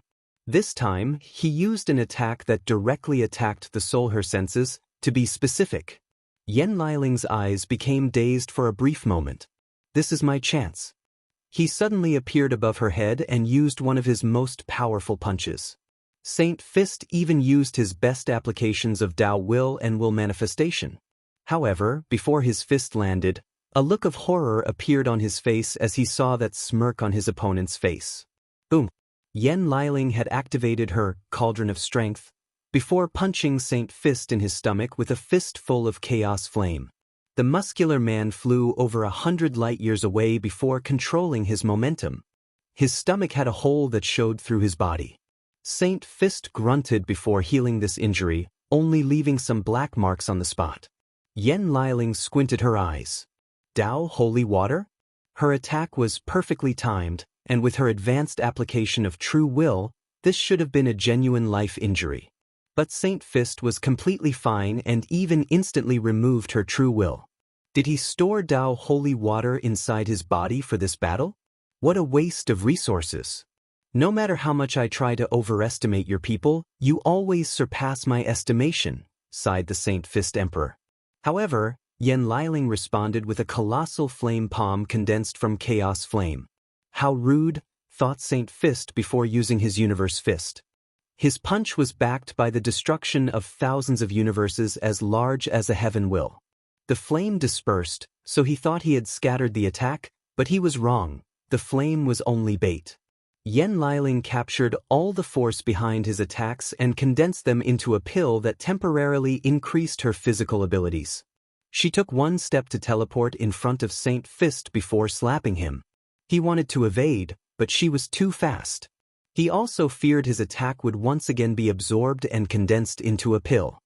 His hesitation doomed him as he now no longer had the opportunity to choose. So, he could only condense a shield before him from the blood energy in his body. Boom! Saint Fist flew into the distance, but this time away, he did not float in the empty void. 10 metal gates materialized in his path, and he crashed into them. Saint Fist spewed a large mouthful of blood after breaking through the first gate, and his Bodis injuries worsened once he passed through all 10. What kind of metal are those damn doors made of? He thought. The answer is chaos metal, said Yen Liling. I've personally tempered and refined them for this technique, if you can call it one. Can you read my mind? What do you think? The Saint Fist Emperor immediately panicked. He knew mind-reading techniques are unique across the entire lower dimension. He's not talking about the run-of-the-mill technique where someone uses their divine senses to bypass another's defenses and read their minds and memories. True mind-reading techniques are subtle and undetectable. They are rare across the entire dimension because an unknown force, most like true heavenly Dao, restricts their developments or creations. Most of them appeared in the form of unique bloodlines or awakened abilities. The techniques that contain such methods usually disappear or become extinct for unknown reasons. I need to calm down. Mind reading is a very rare technique, and she cannot develop such an ability. As for learning it, well, she might since Buddhism once had such a technique, but its revival was recent, and it should have been lost. That's a great rationale to trick yourself, said Yen Liling, nodding her head. Saint Fist's face turned pale before reacting swiftly. He entered a state of absolute concentration with little to no distraction. Yes, that's a good way to deal with the situation, Yen Liling added, continuing her mind game. Saint Fist did not react and went on the offensive. Heaven Fist. His fist resonated with Heaven Dao, so it contained countless calculations. All possibilities to prevent the enemy from evading, all possibilities to increase the punch's attack potency, speed, and force control, all possibilities to hit a weak spot, and all possibilities to ensure victory. This punch is bordering on perfection, thought Yen Liling as she watched it coming. Her mind went into overdrive, calculating the best way to defend, and she only had one thought: she could not defend or evade. In that case, I shouldn't. Pill body explosion. She turned her body into an explosion pill, which turned into a bomb upon contact. Saint Fist was perfectly intact, as his punch also considered this possibility. Meanwhile, a black cauldron manifested in the distance, releasing an intense herbal smell. Then, Yen Liling's new body emerged from the open cauldron. I must admit that this technique was brilliant, she praised calmly. I'm glad you think so. This is my life's masterpiece, said Saint Fist with a smug look. I also know there is no way you developed it on your own. How insulting, said Saint Fist, slightly raising his voice. There is nothing worse than a man having his pride trampled on in front of the woman he loves, let alone by her. I'm not diminishing your talent, but stating a logical conclusion, she added. Despite everything that has happened, it has been a very short time since all the Heavenwell worlds ended their final battles. So, there is no way for you to have created such a technique in such a short period without access to the dream world or any foreign aid. If you find any errors, ads pop up, ads redirect, broken links, non-standard content, etc., please let us know reports so we can fix it as soon as possible. Chapter 11:18 The Secrets of the Mind. The Fist Saint Emperor blushed in shame as she was correct.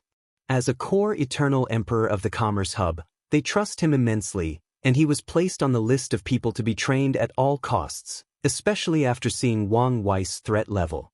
As such, he was chosen as one of the 2 people to be granted a potential mirror, a one-time use chaos treasure that can bring out a person's potential in advance. It's very rare. Throughout the Commerce's history, they've only had 5. They used the remaining 2 in this war. The mirror is why he achieved 5-fold strength in such a short period and how he created many of his most powerful techniques, including the Heaven Fist. Let's not mention this, said Saint Fist, coughing lightly. How about we stop this fight? I think you should know this is pointless. You guys cannot win this war without him on your side. We can stop this fight if you surrender and let yourself be captured, Yen Liling replied calmly. I promise you, in the name of this world's guardian, that you will be treated fairly as a prisoner, and your life will be guaranteed until we've passed judgment on your fate. World's guardian? He thought, deciding that she used this particular phrase because it was crucial. Why should I surrender since we have the advantage? And how would you know that? Yen Liling rebutted. You've been stuck in this place, cut off from the outside world. Did Wang Wei show up? Who knows? Saint Fist snorted coldly. Your mind game won't work on me. If he did, I would have been notified. At the very least, I would sense a shift in the world. If he doesn't want to be detected, what can you people do? Sneered Yen Liling, making Saint Fist quiet. He exhaled to calm down. Is there no room for discussion? I'm afraid not. Very well.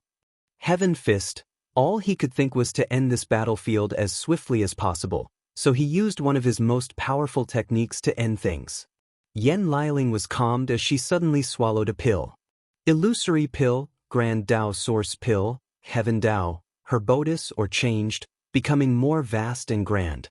Her eyes turned cold and indifferent. This feeling is fascinating, thought Yen Liling. She felt she knew all the secrets, knowledge, taboos, and truths about heaven. It took her a moment to rein her mind to prevent this sensation from influencing her spirit and personality. Heaven Fist, Saint Fist's face did not hide his horror, as his opponent used the same technique. Their clash released a shockwave that reached the other immortal tier powerhouses fighting on this battlefield. Yen Liling took a few steps backward in the void as she was pushed back a few thousand kilometers. Again, she declared as she teleported before him and used the same technique. Saint Fist reacted on instinct and used his Heaven Fist. She took this opportunity to activate her mind reflection technique to read his mind and get all the data on this technique. Bang! Yen Liling was only pushed a dozen meters backward, and she went for a third attack. Saint Fist was not stupid and wanted to use another technique to prevent her from copying it, but it was too late. Her third fist was on par with his. A golden shield appeared around, and it perfectly blocked the attack. Huh, muttered Yen Liling. A defensive technique? I see. You used your resonance with Heaven Dao to deduce a defensive method of your Heaven Fist technique. However, this should be your limit, right? She was correct. The mirror of potential is based on a person's talent and potential. He could only create these two brilliant techniques. Alright, let's end this pointless fight, Yen Liling declared before using the Heaven Fist for the fourth time. Boom! The Fist Saint Emperor's protection broke, forcing him to display his horror. He could not understand how her attack could surpass him in just a few seconds of conversation. The answer to your question is very complicated and involves sensitive information, so I can't tell you, said Yen Liling with a gentle smile. She used the Heaven Dao, the previous data, and her future Buddha self to deduce a higher level of this technique, but as she said, she could not reveal such information. Saint Fist's body trembled. Her voice might appear sweet to the outside, but to him, she sounded like a devil who enjoyed tormenting people's minds. Yen Liling did not hesitate to attack with the same technique. She wanted to destroy him physically and spiritually, and killing him with his own technique would help. Saint Fist's body and soul disintegrated into particles smaller than quarks. Yen Liling experienced everything and even checked with her divine sense, but she could not help but frown. Whenever an eternal dies, even if it's not true death, there is a unique aura in the atmosphere. Not to mention that an eternal like Saint Fist would have his own vision for his death since he did not die on one of the battlefields where there were too many deaths for heaven and earth to count. She suddenly turned to her right before sighing. A new and intact Saint Fist had materialized in the position near her. A longevity technique? No, this felt familiar. The Heaven Daos effect was still on, so she immediately realized the source of the familiarity. One of the spies, Yuzhou. You're the mortal, she declared. That's right, he nodded. My life is linked to our headquarters, so until it is destroyed, I'm immortal. Yen Liling grunted before waving her hand to release a purple poison cloud. Saint Fist tried to defend himself, but the cloud corrupted his golden shield before turning his body into stone. However, the stone body disintegrated before another body materialized. Let's stop this pointless battle, said Saint Fist. Although you're stronger than me, I will outlast you. Big brother, called out Yen Liling in her mind. I know what you want to ask, responded Wang Wei. His link is delicate, and I cannot do anything until I have full control of the headquarters, so seal him until then to prevent any trouble. All right. Yen Liling waved her hand to summon a cauldron that swallowed the Saint Fist Emperor despite his resistance. I've never refined a Immortal before, commented Yen Liling. Meanwhile, Saint Fist tried to kill himself to be revived elsewhere on the battlefield, but his plan failed despite a few efforts. Muttered Yen Liling as she noticed something. He escaped?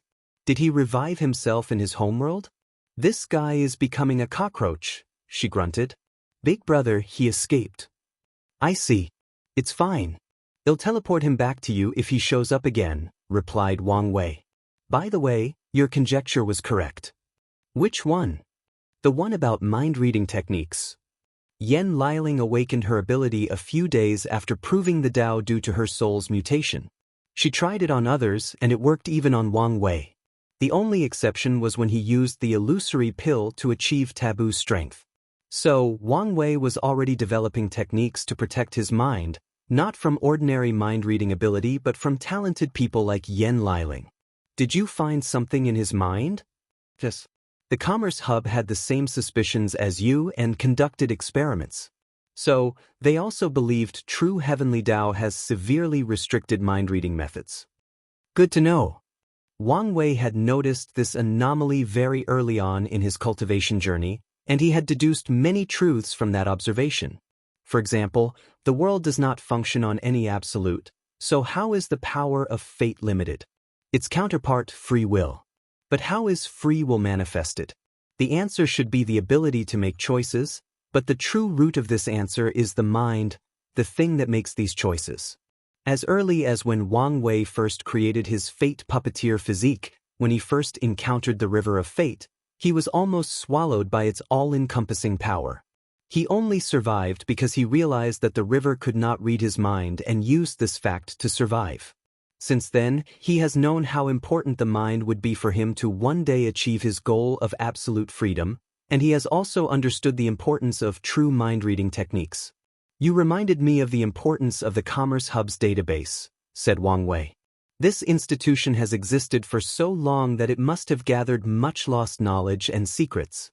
Don't forget to keep their pill recipe and knowledge on runes for me. No problem, nodded Wang Wei. By the way, you can also study the disruption rune before I gift it. A portal appeared before Yen Liling to drop Emperor Jia's book, and she caught it with a smile. She immediately read it and became lost in thought, forgetting she would see her husband after this match.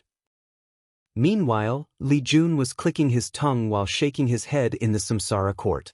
If you find any errors, ads pop up, ads redirect, broken links, non-standard content, etc., please let us know reports so we can fix it as soon as possible. Chapter 11:19, Greatest Weapon. Wang Wei looked at the distracted Yen Liling and shook his head.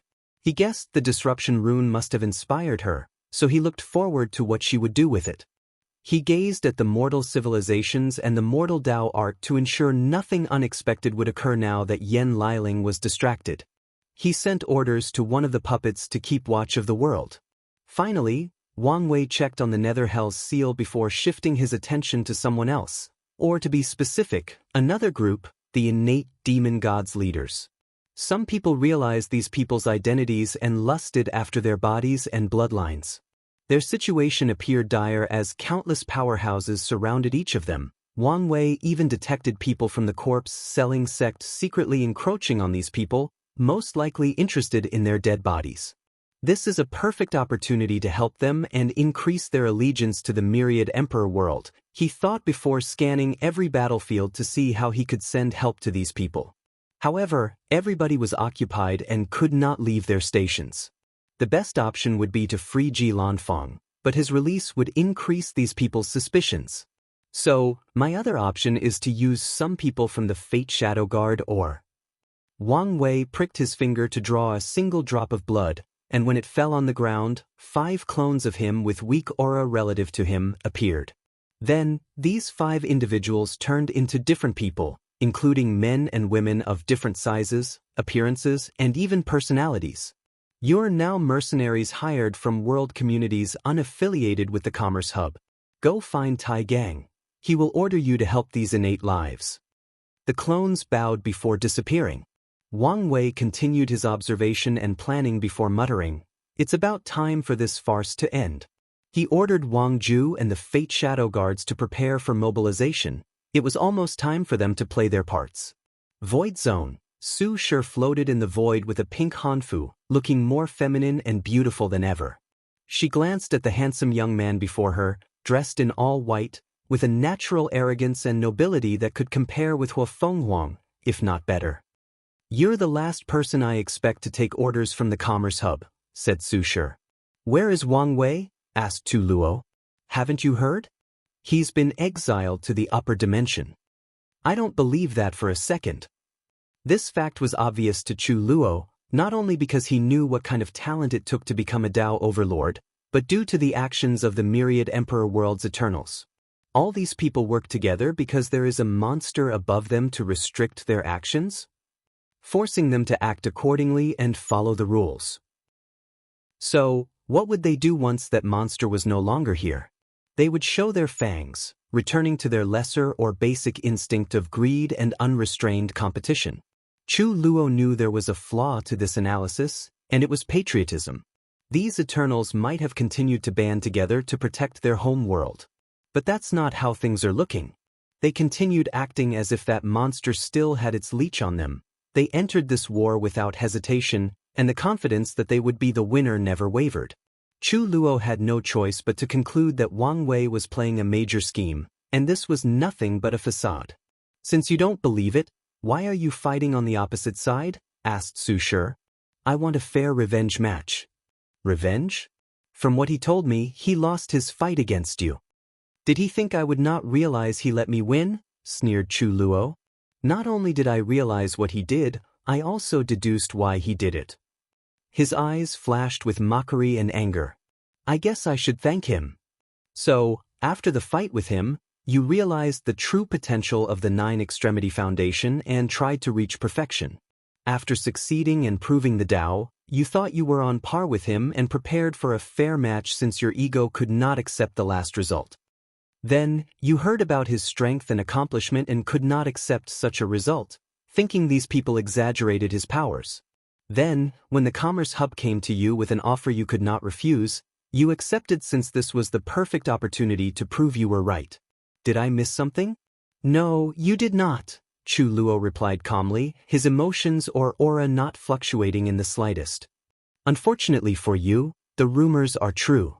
You paled in comparison to his strength. That remains to be proven." Su Shi shook her head. "Get past me first before anything else." "I suppressed you once, and I can do it again," Chu Luo declared as he activated his awaken. His white robe turned into clouds, along with his pupils, who also appeared as white as a blank canvas. His aura was vast and ethereal, like a god of creation about to breathe life into an entirely new universe filled with life. As expected, his strength was on par with me, thought Su Shi. She achieved a strength of peak sixfold. However, she knew she was this fast because Wang Wei helped her accelerate the process, otherwise, she would never achieve it so quickly. Yet, Chu Luo did so without someone like Wang Wei for help, assuming he did not receive aid from the Commerce Hub. "As soon as I ascend, I must reforge my foundation," she thought while activating her awaken. Su Shi knew she was approaching the limit that her current foundation would allow her to stack Grand Dao boosts, which is a problem that restricts all cultivators from reaching the higher levels of the battle realm. In other words, even if she had increased her understanding of Dao imprint, her body wouldn't have been able to bear it without the proper Dao foundation. Chu Luo raised his hand to summon a sword, ultimate swordsman sword. With the power of creation, he created a weapon with the power of a pure swordsman on par with Wang Tian and Ji Lanfeng.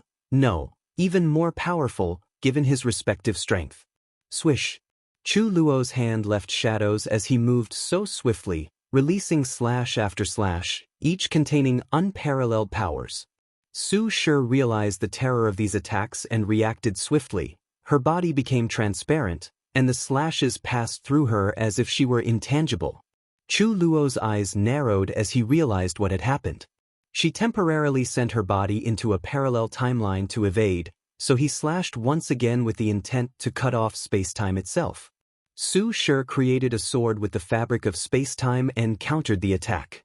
Her sword erased the enemy's from time itself before continuing forward. The sword in Chu Luo's hand suddenly changed, beginning to release the same spatial temporal aura as his opponent. He used the same attack, canceling hers. Death of time. What would happen if time were to die? Chu Luo's body stopped moving since time no longer existed, but was that all it did? Time is linked to causality, so his past, present, and future were erased, including all his karmic connections, such as his parents. Without time, he lost all ability for experience, including growth and improvement. Without his past, all his achievements became pointless. There was also the breakdown of the laws of physics or the existence of many concepts, but these were the least of Chu Luo's problems. Birth of time. The sword in his hand turned into a cauldron, releasing a power that recreated the space-time continuum that Su Shi had destroyed, reverting things to how they used to be. Something is wrong. Something is wrong. They both had the same thoughts at the same time. However, Chu Luo was the first to realize why. She's extremely familiar with how I fight. Although this was a short confrontation, he noticed this anomaly. It did not take him to deduce why. That damn dream world, he thought. His battle IQ and experience are not less than mine, Su Shi analyzed after their initial clash to test each other. He probably used his creation Dao to create something similar to the dream world to train himself. She was instantly jealous of the versatility of creation Dao. However, what is the anomaly I'm thinking about? Whisper of the heart. Chu Luo began to whistle a tune, and Su Shi's expression changed as she immediately entered a defensive state. Chu Luo smirked. He had refined a new pair of eyes for himself with the Tao of truth. In other words, his new eyes were a talent called Eyes of Truth. With his new eyes, he saw and exploited a small flaw in his opponent. If you find any errors, ads pop up, ads redirect, broken links, non-standard content, etc., please let us know reports so we can fix it as soon as possible. Chapter 11:20 Rumors. Su Shi summoned her chaos pot, which spewed a veil of primordial chaos to protect her. In the meantime, she dealt with the attack on her mind. She found herself in a world of her mind with nothing in sight. As she was about to try something to leave this place, she heard an alluring voice. Do you think he truly loves you? Su Shi frowned as the voice seemed familiar. Do you think he has changed? He has, replied Su Shi as she mustered a terrifying power of chaos to destroy this mind space. Can you trust him while he's separated from you? Do you trust him not to find another woman? Said the enchanting voice. If I didn't trust him, I would not stay with him, Su Shi declared. Then you're better than me, said the voice, who finally appeared. A heart devil? The person looked exactly like Su Shi. More like a manifestation of your insecurities? Insecurities? Those are bold terms, sneered Su Shi. What insecurities do I have? Of course, it is about our Xiao Fan, said Heart Su Shi. Nonsense, uttered Su Shi calmly as she waved his hand to send a black slash with the power to wipe out time itself. However, the attack passed through the other as if she were intangible. Why are you reacting so fiercely if I'm only talking nonsense? Because your words and even your existence are an insult to me, rebutted Su Shi. Do you think my relationship with him defines me? Do you think I spent every waking hour thinking about my husband? Do you think my life has no meaning without him around? Isn't it? Asked Heart Su Shi with a devilish smile.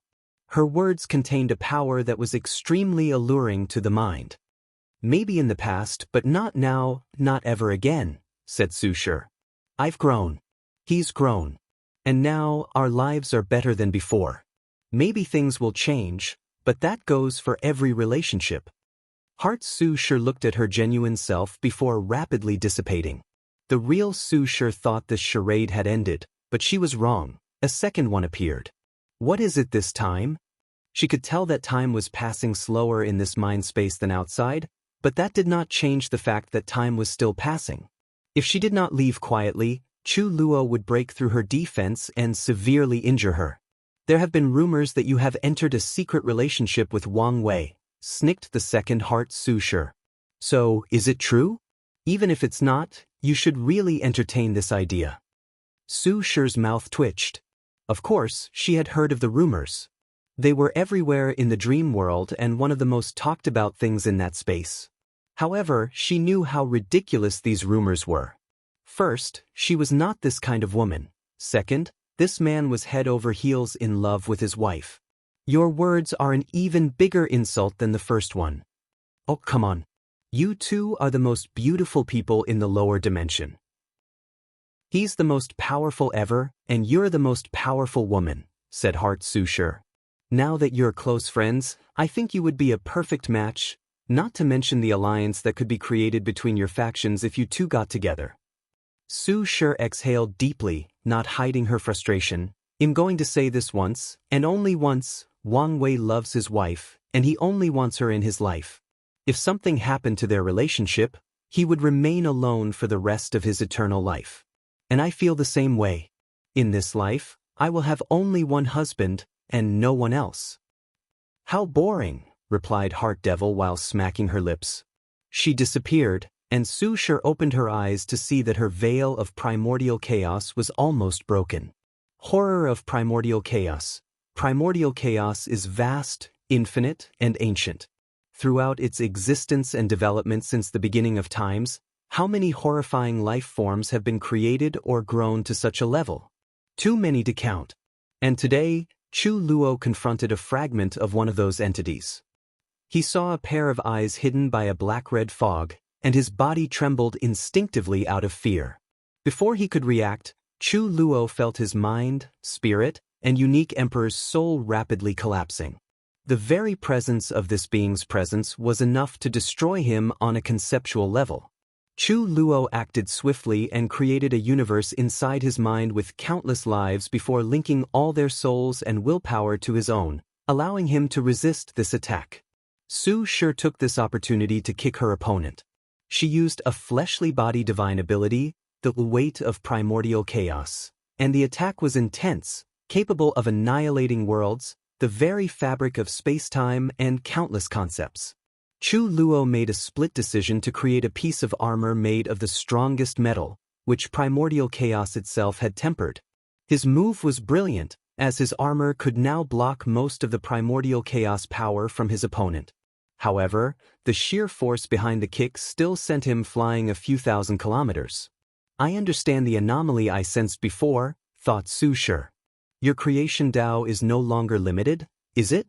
When he countered his technique, she noticed how he did not use a weapon to use the power of creation but just wielded it as if it were a natural part of him. Chu Luo calmly looked at her without answering. You must have used Gu Xian's deception Dao. Her deduction was correct.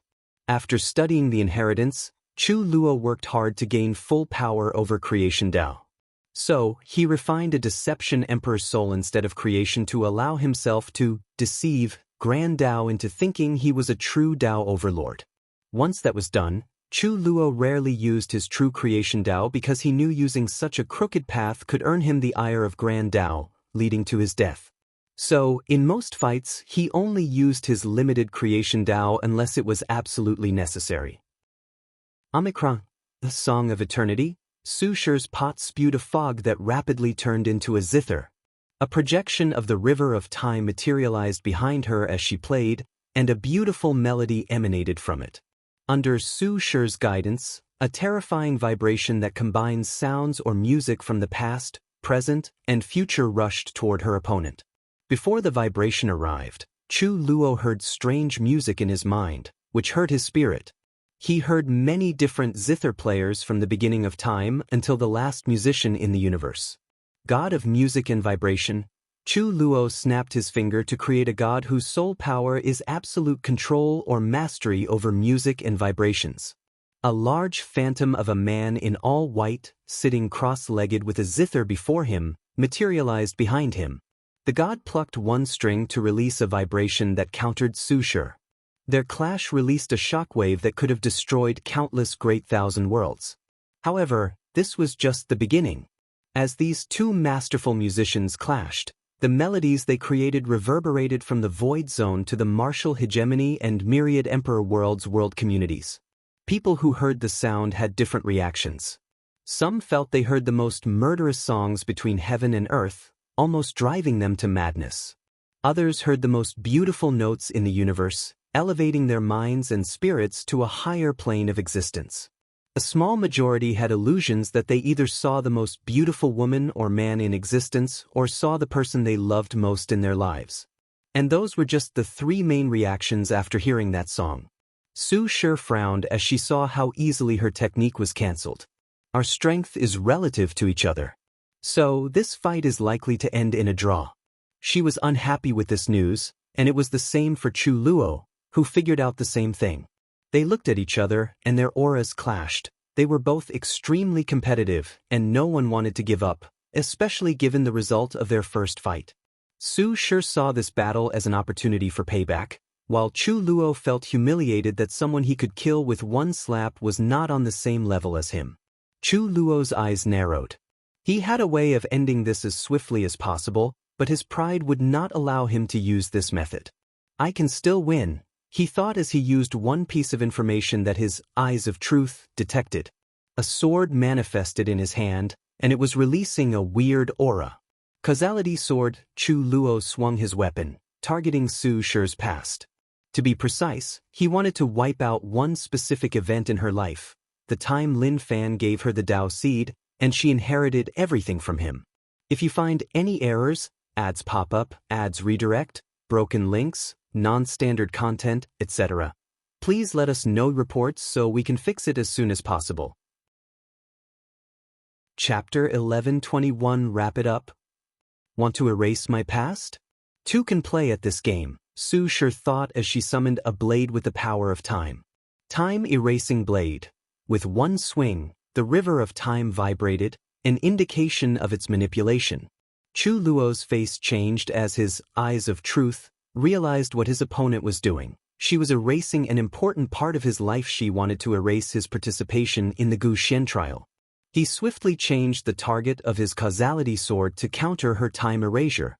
The river of time once again released a strange vibration as these two confronted each other in an attempt to erase each other's past. Boom! A terrifying power pushed Su Shi and Chu Luo's back a few light years away. Their complexion turned pale as they spewed blood. Backlash? They thought, and they were correct. The river of time was annoyed by their attempt to influence the past and taught them a small lesson, telling them they were not yet worthy to play on that level. They looked at each other before going on the offensive. Su Shi did not hesitate to use one of her most brilliant and powerful techniques. Death of primordial chaos. Primordial chaos is the origin of all things and lives in the universe. According to the natural evolution of the chaos universe, it is one of the first things that came into existence.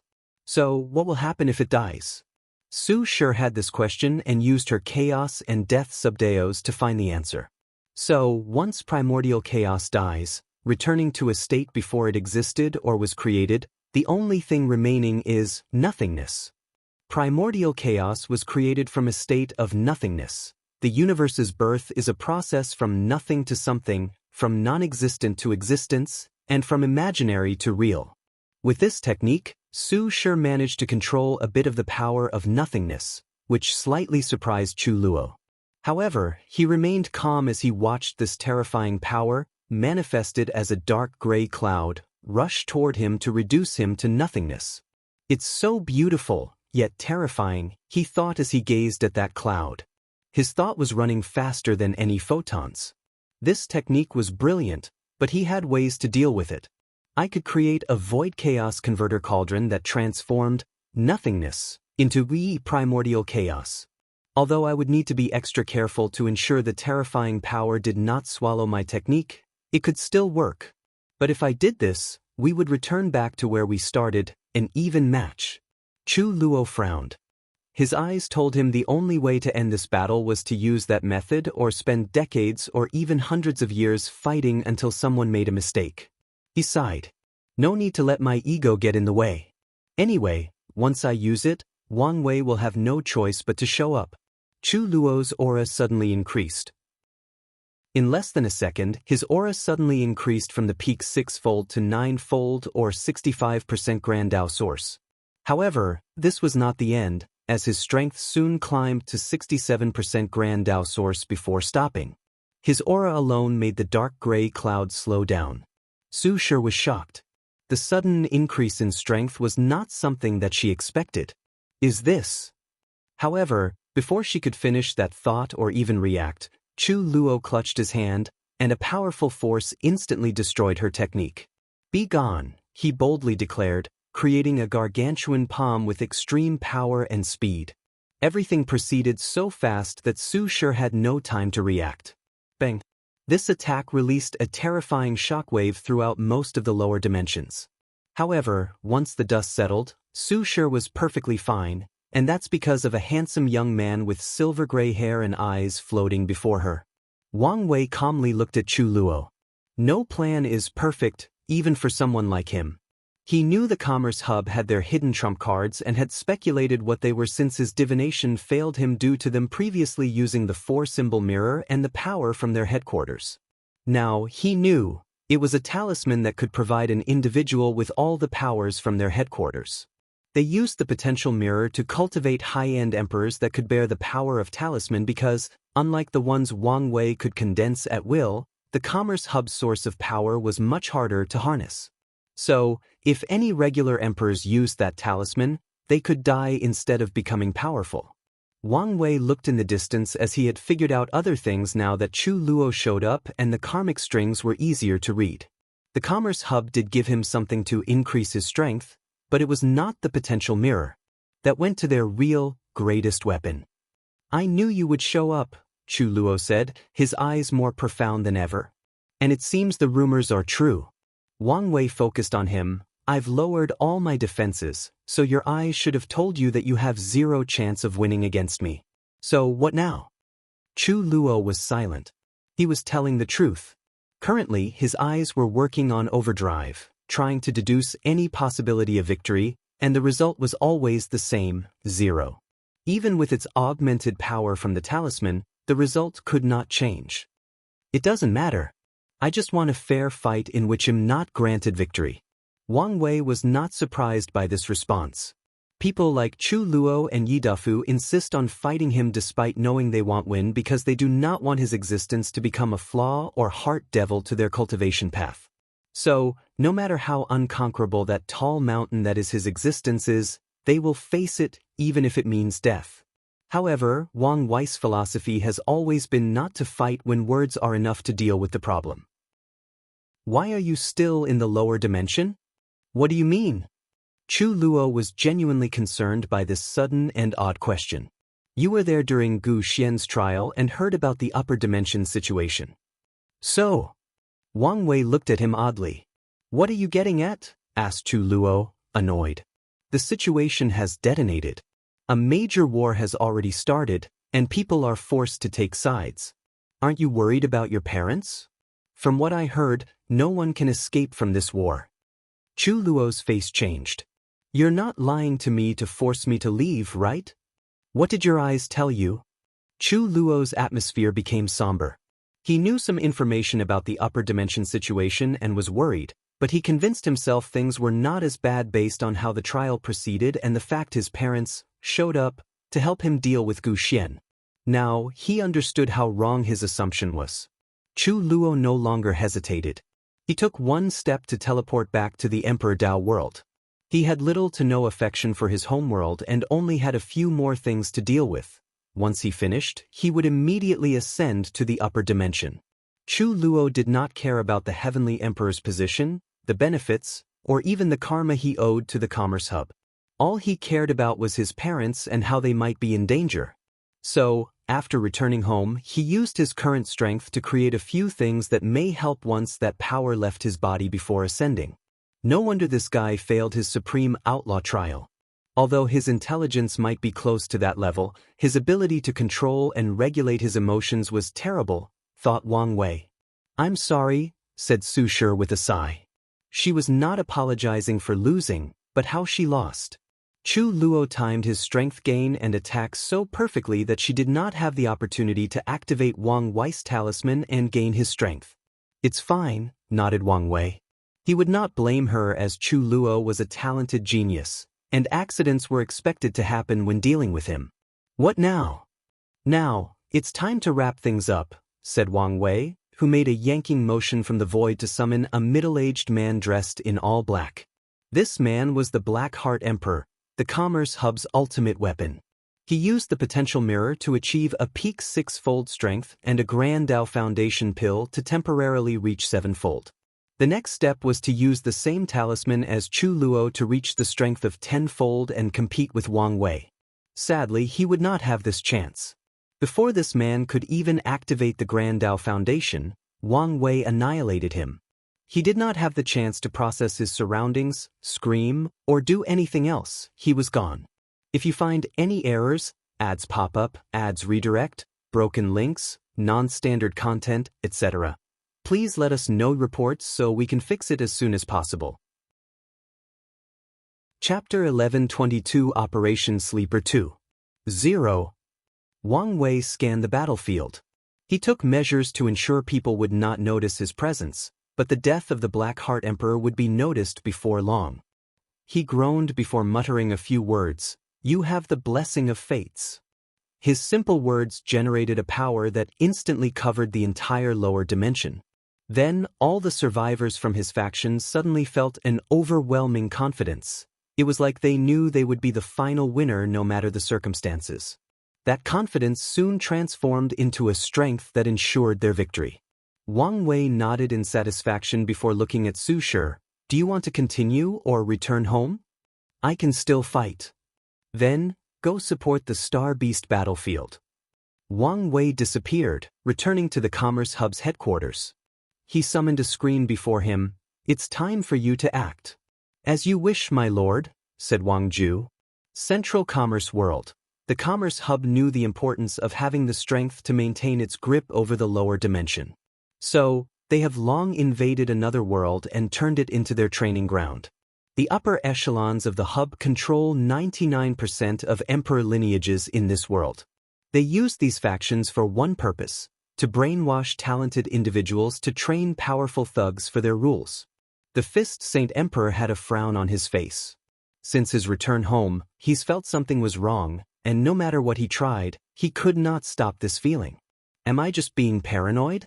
I should be completely safe in this place, right? Thought Saint Fist. He knew how well protected this place was, and even if Wang Wei showed up, he could not conquer this place easily due to the sheer amount of powerful arrays protecting this world. If Commerce's headquarters were their most powerful attacking weapon, this world would be their most defensive. The hub placed a lot of resources in this training ground to ensure that this world would create powerful emperors for them.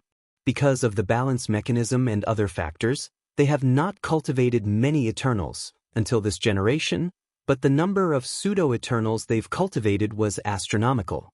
In this world's history, there have been many periods where Eternals appeared for hundreds of consecutive generations. All these people would leave a protective array worldwide to protect it, but even then, that is not the full extent of the security.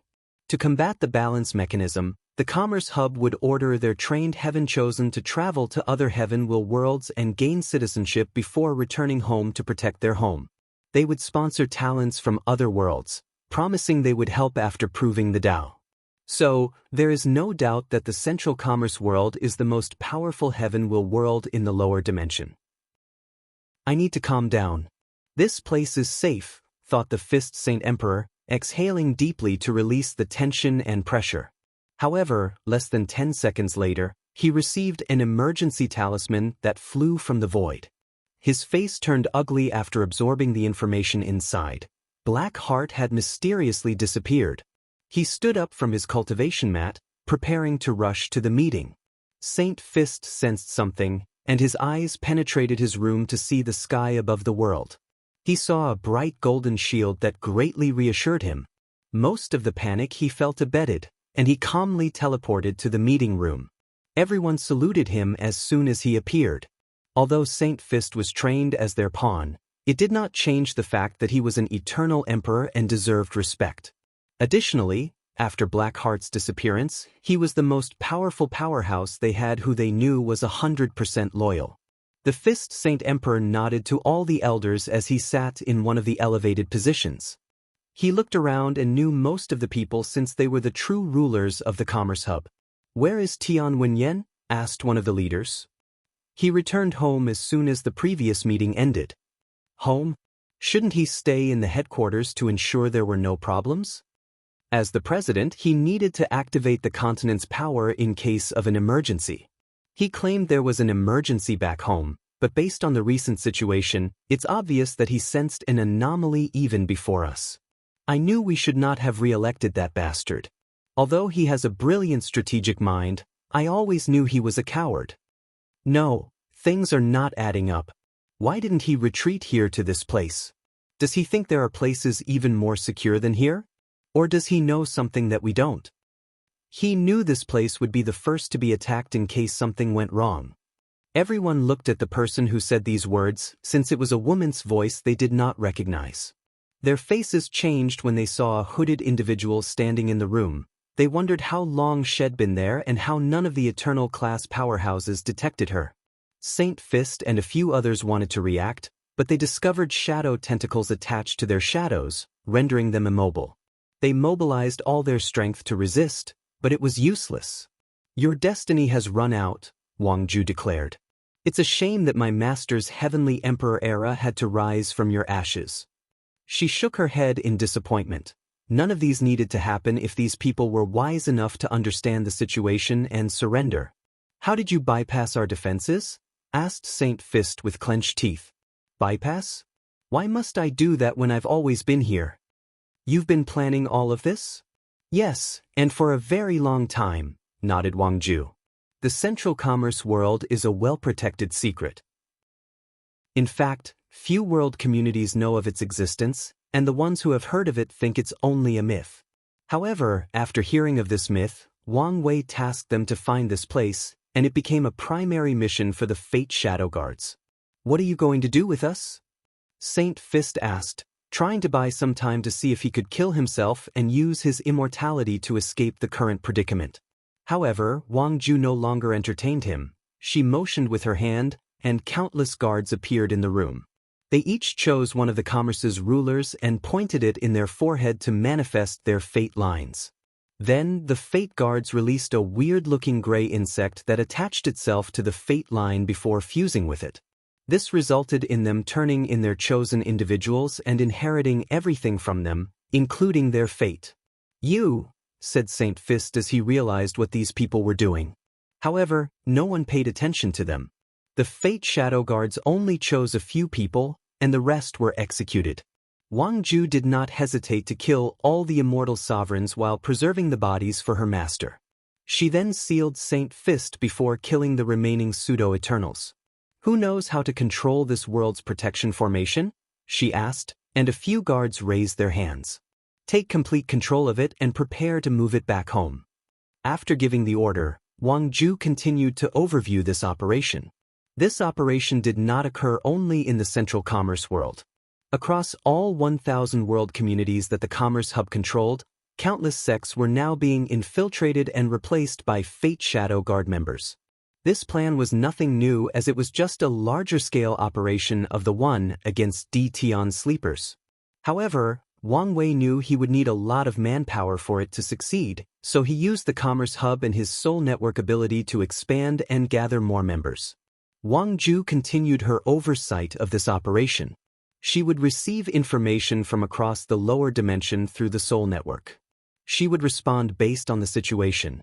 In some cases, she had to travel to some worlds to ensure nothing went wrong. Wang Wei smiled as he watched things proceed smoothly.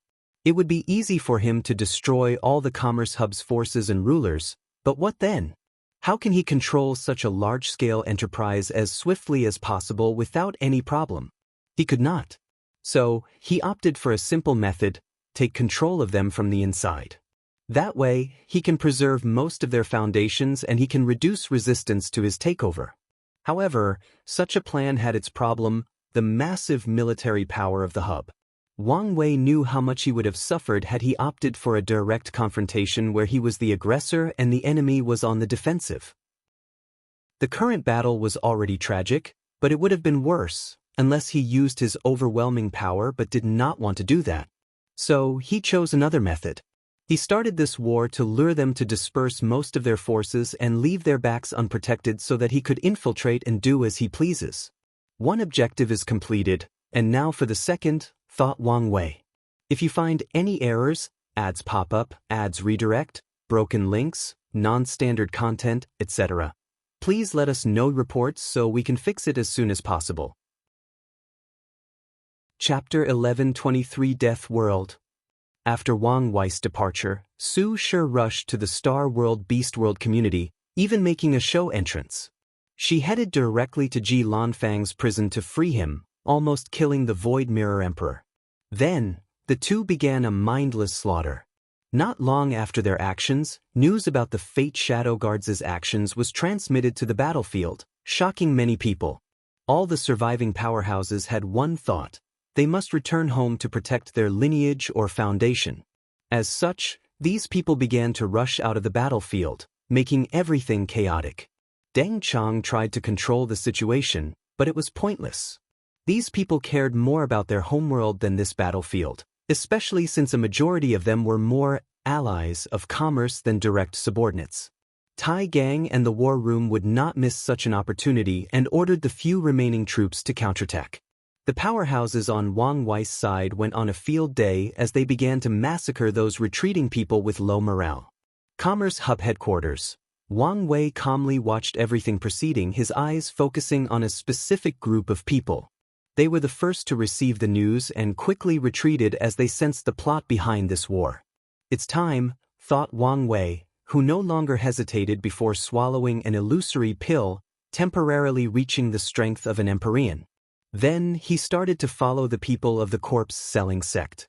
The process was as easy as he anticipated. These people scattered in different directions, each headed to the real headquarters. Moreover, each of these decoys was located in different world communities, in extreme places, in well-hidden dimensions, and there were so many identification methods that made the security level a nightmare. Wang Wei was almost discovered a few times since he had to use his divination when he lost the main trail, and the corpse-selling sect had terrifying anti-divination abilities that used the power of death. However, the one mistake these people, or their founder, Death Reverence, could not account for was human error. No matter how good of a job Death Reverence did to hide the real foundation of his sect, it would not change the fact that humans were using them, and as we all know, humans are flawed. Wang Wei used this concept to his advantage. He was patient and chose his move carefully. His actions were then rewarded.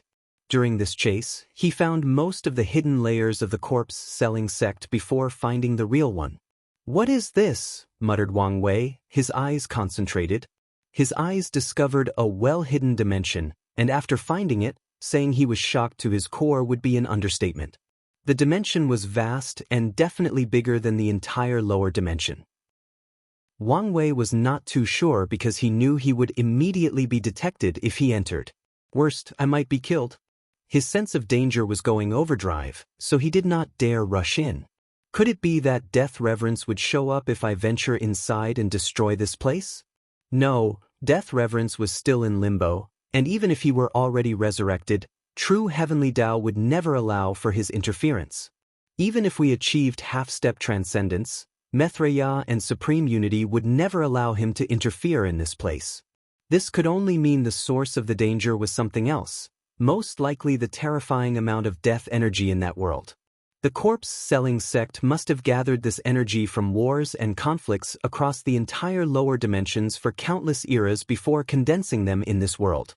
Why do they need such a vast amount? Is it really because of their cult-like worship of death? Wang Wei did not believe this for a second. His intuition was telling him that something more sinister was at play here. The death chi might be the key to the death ceremony. Honger said they've left protection against the ceremony, but are things so simple? She also said that Death Reverence knew methods that could push the limits or boundaries of true heavenly Dao. What if he found a way around that formation? Although this theory leaned on the lower end statistically, the fact that it was not completely zero was a problem in itself. No, the probability of that occurring is not as low as I imagined if I take into account that he benefited in some ways from the ultimate taboo, thought Wang Wei, pushing his brain to the limit for his analysis. Assuming death reverence took a step into transcendence or got some benefits, it's entirely possible for him to find a way around the protection left by the paragons. Now that the upper dimension is weak, who knows if anyone is keeping watch of these methods, and that's assuming these parasites did not destroy them, continued Wang Wei. The last piece of this puzzle is Maitreya and supreme unity.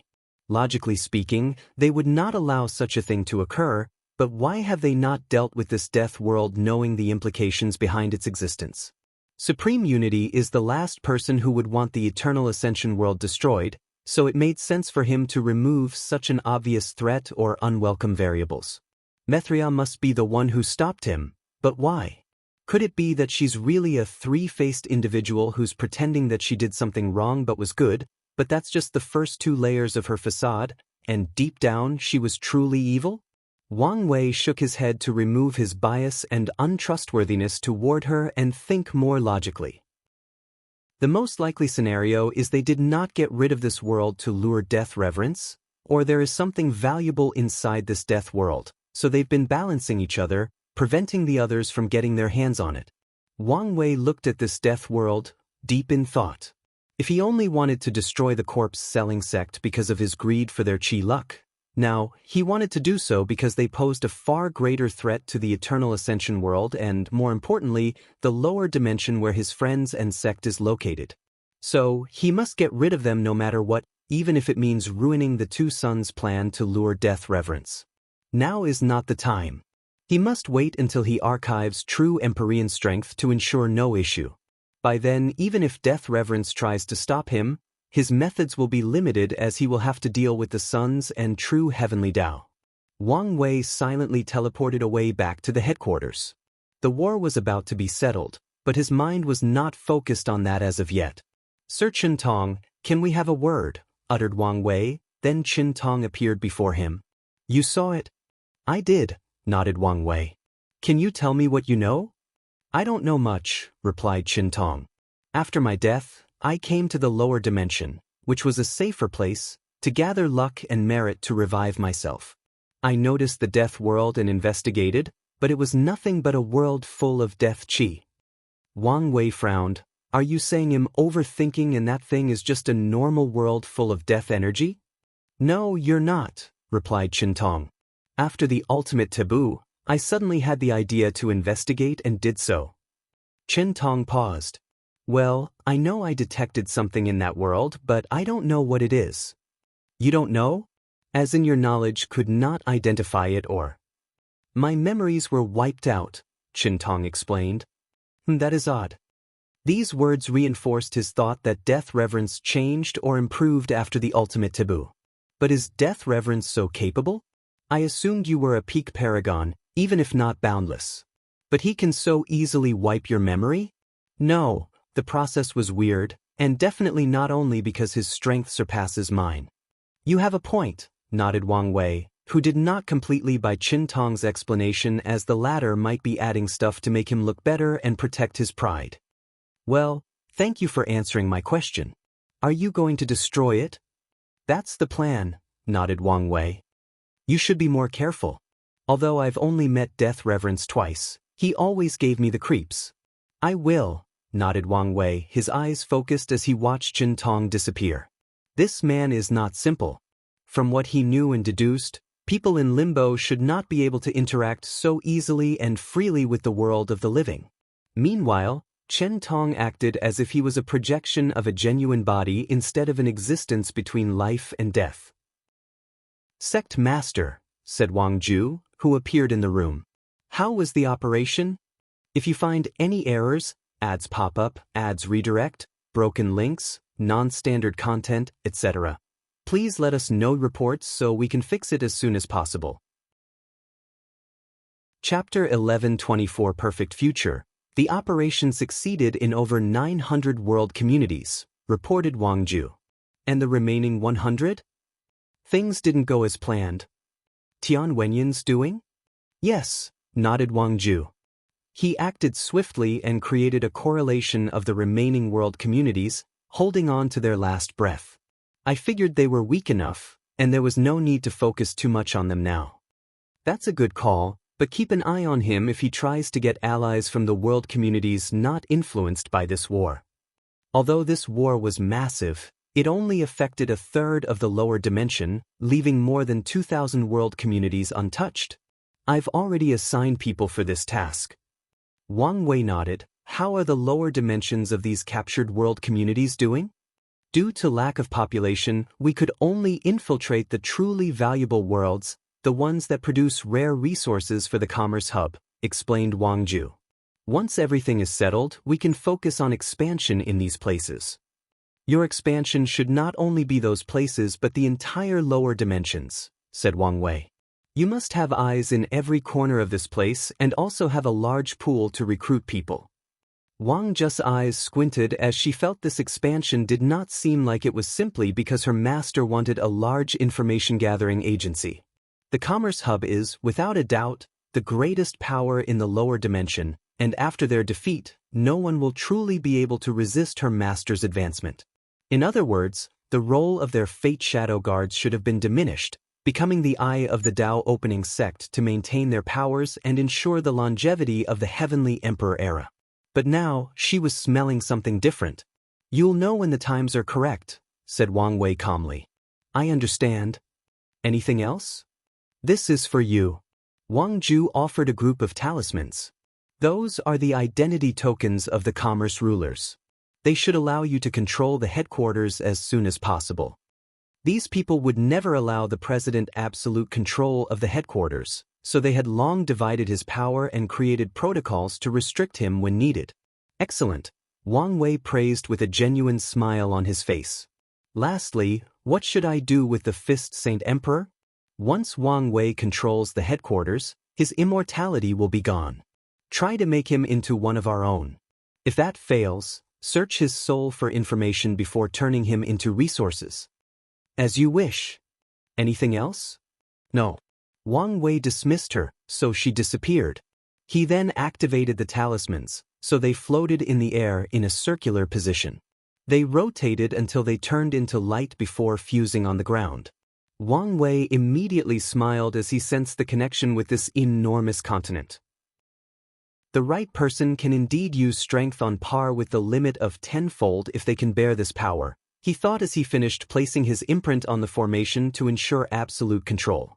Once that was a success, he pointed into the sky to manifest numerous karmic threads connected to the continent. Wang Wei cut most of the threads.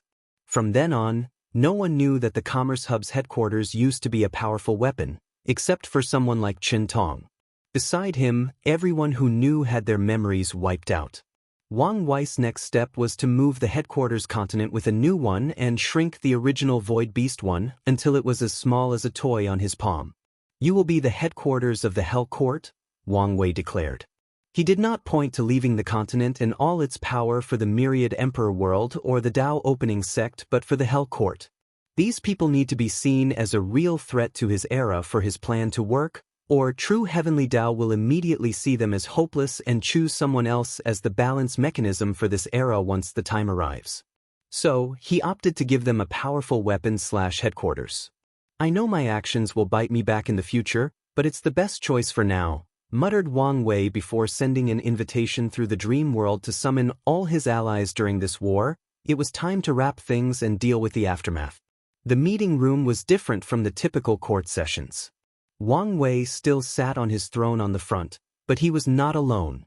He created numerous thrones on his left and right for the others to sit on. He chose this decor as a sign of respect for his allies. People like Ji Lanfang and Wrath were technically equal to him and his peers as Heavenly Emperor, so it would be disrespectful for them to stand like courtiers, even though Wang Wei knew they would not mind or dare say anything. He even created thrones for his courtier to show respect, so all eternal powerhouses, even immortal sovereigns, had a seat. However, the other immortals and mortals had to stand as usual. It did not take long for everyone to show up. Wang Wei did not reserve seats or put people's names. It was a who comes, first served situation. Soon, everyone showed up for the meeting, including Wrath, who Wang Wei had been adamant before about not being seen with her public. He had a change of heart because he recently saw a perfect future or a future with the highest probability of happening. In that future, The people responsible for the destruction of his era used his connection with the demon race to rally allies. They did so despite having no proof and the fact that the Neo-Devil race has been integrated into many worlds and communities, and they've had a positive image. The interesting thing about this perfect future is that one of the leaders of the Hell Court will be responsible for ending the Heavenly Emperor era. In other words, Wang Wei's own creation will indeed expand the era way past its expiration date, but it will also lead to its destruction. After knowing this truth, Wang Wei decided it was pointless to try to hide his relationship with Wrath. Better yet, his actions now can ensure that the myriad Emperor world has a strong ally like the Neo-Devil during the rise of the Hell Court. As for the perfect future, it was not absolute. True Heavenly Dao cannot plan the downfall of his era as long as he can achieve half-step transcendence before that period. Wrath glanced at Wang Wei, wondering why he decided to meet so publicly. However, she did not ask as she guessed he must have his reasons. She did not think it would be a mistake as every move this man made was calculated. The meeting room was quiet as everyone waited for things to start. However, as soon as Yidafu appeared, he broke the quiet. "Wang Wei boy, I like your seating arrangement." Wang Wei rolled his eyes. "But can you make a seat for my new wife?" "No." "Why not?" "She may have garnered your trust but not mine." Yidafu sighed before slumping on his chair. "I don't like it when you're like this." "Welcome, everyone," said Wang Wei, ignoring the monkey.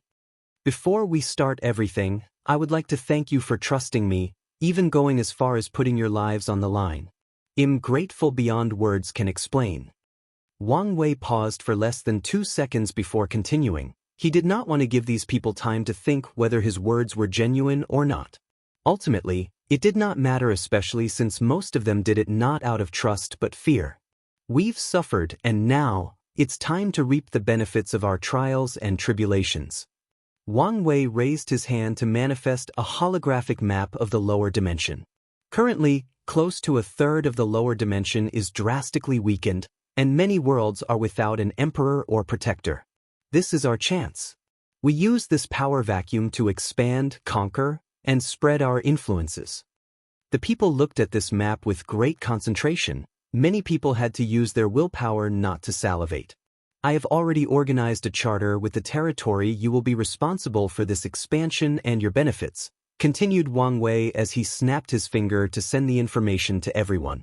The charter also contains the rules and restrictions for this expansion, the most prominent being that more resources can be plundered from these worlds as punishment for their actions, but mindless killing for vengeance and hatred is not allowed. Do you have any questions or comments? "I have one," said Su Shi. "We lost more than 90% of our troops, so we do not have the means for a military exploit at the moment." "Didn't you plan to revive our fallen people?" asked Wang Wei. "Do so. Don't stop at our people. Revive the enemy's soldiers into undead or turn their dead bodies into puppets. Use summoning techniques for more troops, and you can also access a few of the commerce's resources to help in the revival. Let the mortal civilization be responsible for the smaller thousand worlds and the mortal worlds." Wang Wei suddenly paused as he thought of something. "Don't use any undead techniques that involve the soul. We don't want to upset Samsara." "Very well," nodded Su Shi. "If you find any errors, ads pop up, ads redirect, broken links, non-standard content, etc., please let us know reports so we can fix it as soon as possible." Chapter 11:25 Sibling. "You can be in charge of this task," said Wang Wei. "Anything else?" "Your Majesty, I have a request," said Feng Heng, sitting 2 seats to the right. "I'm listening." "Would you please change my charter so I have complete control over the ancient spirit realm?" Wang Wei did not immediately give an answer. He understood why Feng Heng wanted this change, as he wanted to ensure Tantric Buddhism had no problems and that the presence of other people in that world could cause trouble. However, no one liked the idea of one person having absolute control over one world, even if their benefits would actually not be affected. "I'll allow it," said Wang Wei. "But only Tantric Buddhism is allowed to spread in the lower realm of that community." "That's fair." Feng Heng did not mind too much. Once he places the necessary restrictions, Tantric Buddhism is as much part of Buddhism, as the other branches like Zen, Pure Land, or Taozen Buddhism. Anyone else? I have something. Wang Wei looked at the monkey. I heard your world has been reverted to innate? That's right. Can you sell me the method? The innate qi environment is not on the list of things to export, but if you give me your bloodline development method, I'll sell it to you. Forget it, replied Yidafu. If he works harder, he might create a solution himself with the help of these old men back home. In the worst-case scenario, Hell just officially traveled to the myriad emperor world to cultivate. He guessed that bastard Wang Wei would charge him for any extended stay, but it would still be cheaper than buying that method. Wang Wei shrugged. The meeting continued, and the majority of it was dividing the initial benefits. People had to use their military points to increase their strength or the overall foundations of their lineage. Wang Wei bought the few preserved immortal sovereign bodies. Once that was finished, the eternal emperors had a short discussion before everyone left. Su sure wanted to chat with Wang Wei, so they too stayed. This was a perfect opportunity for a Dao discussion. Now is not the right time, replied Wang Wei. His cultivation has remained stagnant by choice, so a Dao discussion would be mostly wasted. However, after he archives the taboo battle realm and will have no issue increasing his cultivation, it will be the perfect time for it. The next time we do it, there will be more people and the effect will be better, Wang Wei reassured her. If you say so. Wang Wei disconnected from the dream world. He had a lot of things to do, but he also sensed that his time in the lower dimension was not long. His next destination was the battle spirit world, the Spirit Genesis sect, to be precise. Wang Wei easily bypassed the formation protecting the sect since Emperor Jia was nothing but his slave. He looked at this once most powerful sect, and his senses could not detect the slightest sign of life. That's right, not a single person was alive. Emperor Jia's objective in activating the sect's protective formation was to ensure no one escaped. He even summoned the few people outside the sect during the war to eliminate them. Here you are, said Emperor Jia, handing him a space ring with all the resources of the Spirit Genesis sect, including their emperor artifacts, archives, and secret realms that served as their foundation. After absorbing the foundation of such a powerful faction, the Dao opening sect will take another leap in strength. They only need to modify some of these resources to fit the origin system or the myriad emperor world. Thanks. Emperor Jia nodded before slowly dissipating. It was for good this time. He had already destroyed his own vault, and now, Wang Wei placed the final nail in the coffin by erasing him from history. From now on, only a few people remember the name Emperor Jia. Wang Wei took one last glance at the Spirit Genesis sect, and with a thought, the magnificent buildings turned into sand and dissipated into the wind. The formation remained, preventing anyone from knowing what had happened here. Then he teleported to a distant mountain, waiting for someone. Your Majesty, said a deep voice while bowing deeply. Gao Buqin, I promised you an opportunity to prove the Dao, and I won't go on my word. A group of people will ascend to the upper dimension with you in a little while. I assume Desolate One told you about the price to pay? He did, and I don't mind. Good. Wang Wei waved his hand to give him a token, and Gao Buqin bowed before teleporting away. Wang Wei took one last look at this place, his gaze momentarily stopping at that old man who wanted to cultivate Fate Dao. Then he returned home, where his family had already prepared a small feast. He sent the space ring to Origin 1 to deal with things. The food is ready, said Yu Yen, and Wang Wei walked in with a smile and immediately started eating. Boy, did you see my fight? Asked Wang Chong. I did. I didn't, added Wang Tian. Me too. You should have been there. I punched him. As always, Wang Wei felt a peaceful atmosphere enveloping his body and mind whenever he had these quiet moments with his family. Are you listening to me? Sorry, I was a little distracted. What did you say? I said, I think I'm ready to fight Yang Kai. What do you think? It should not be an issue, said Wang Wei. The Nine Sons Emperor only proved the Dao 3 generations ago, and even with the time acceleration of the upper dimension in the previous 2 generations, his strength should not have improved much. However, I recommend you enter seclusion one last time to absorb the experience of this war. That's what I was thinking, nodded Wang Chang. Wang Wei was about to nod when he sensed something and looked in the distance. What happened? Asked Wang Tian. Chu Luo ascended. Chu Luo? The one that was your competitor during Gu Xian's trial? Yes. Wang Wei explained the situation to them. Such a filial child, sighed Yu Yan. Why do I feel your words contain some hidden meanings? Asked Wang Wei. You've overthinking things as usual, replied Yu Yan, giving him a side eye. Are you really insinuating I'm not filial? Is there a son more filial than me between heaven and earth? Wang Wei felt offended. No, he felt hurt. If you were so filial, you would give me grandkids by now, sneered Yu Yan. Here we go again. I thought we had this conversation already and came to an understanding. What conversation? You and Honger decided, and we had no say in the matter. Wang Wei was genuinely speechless. Who knew his mother was boggling so much resentment? She fooled him, as he thought they were all right on this front for hundreds of thousands of years. Why don't you say something? Said Wang Wei, looking at his father with scrutinizing eyes. What do you want me to say? Asked Wang Tian while shrugging. I'm on your mother's side. I want grandkids, preferably one that can inherit my swordsmanship path. Grandpa? Asked Wang Wei, grasping at the last straw. Sorry, grandson, added Wang Chang while caressing his white beard. I also want a great-grandson. You're no longer small and cute, so I want someone I can dote on. Is this what my father felt like when the whole family ganged up on him? Thought Wang Wei. I don't like this feeling at all. So he counterattacked. Instead of focusing on me, why not focus on yourselves? What happened to the siblings you guys were going to give me?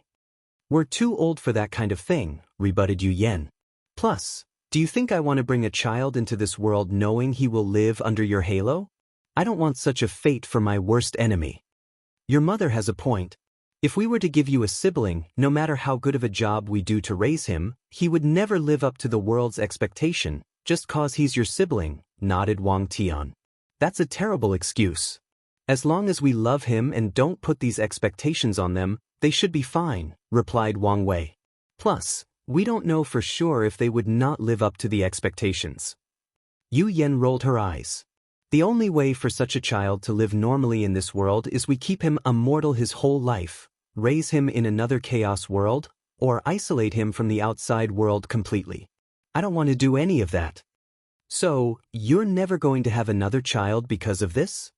Maybe in the far distant future, when you're only a myth or legend known only in books, we might try again. But for now, that's no longer on the table, explained Yu Yan. If you find any errors, ads pop up, ads redirect, broken links, non-standard content, etc. Please let us know reports so we can fix it as soon as possible. You're tuning in to the Wandering Hero YouTube channel. Don't forget to subscribe and join us on this journey to catch the most captivating stories.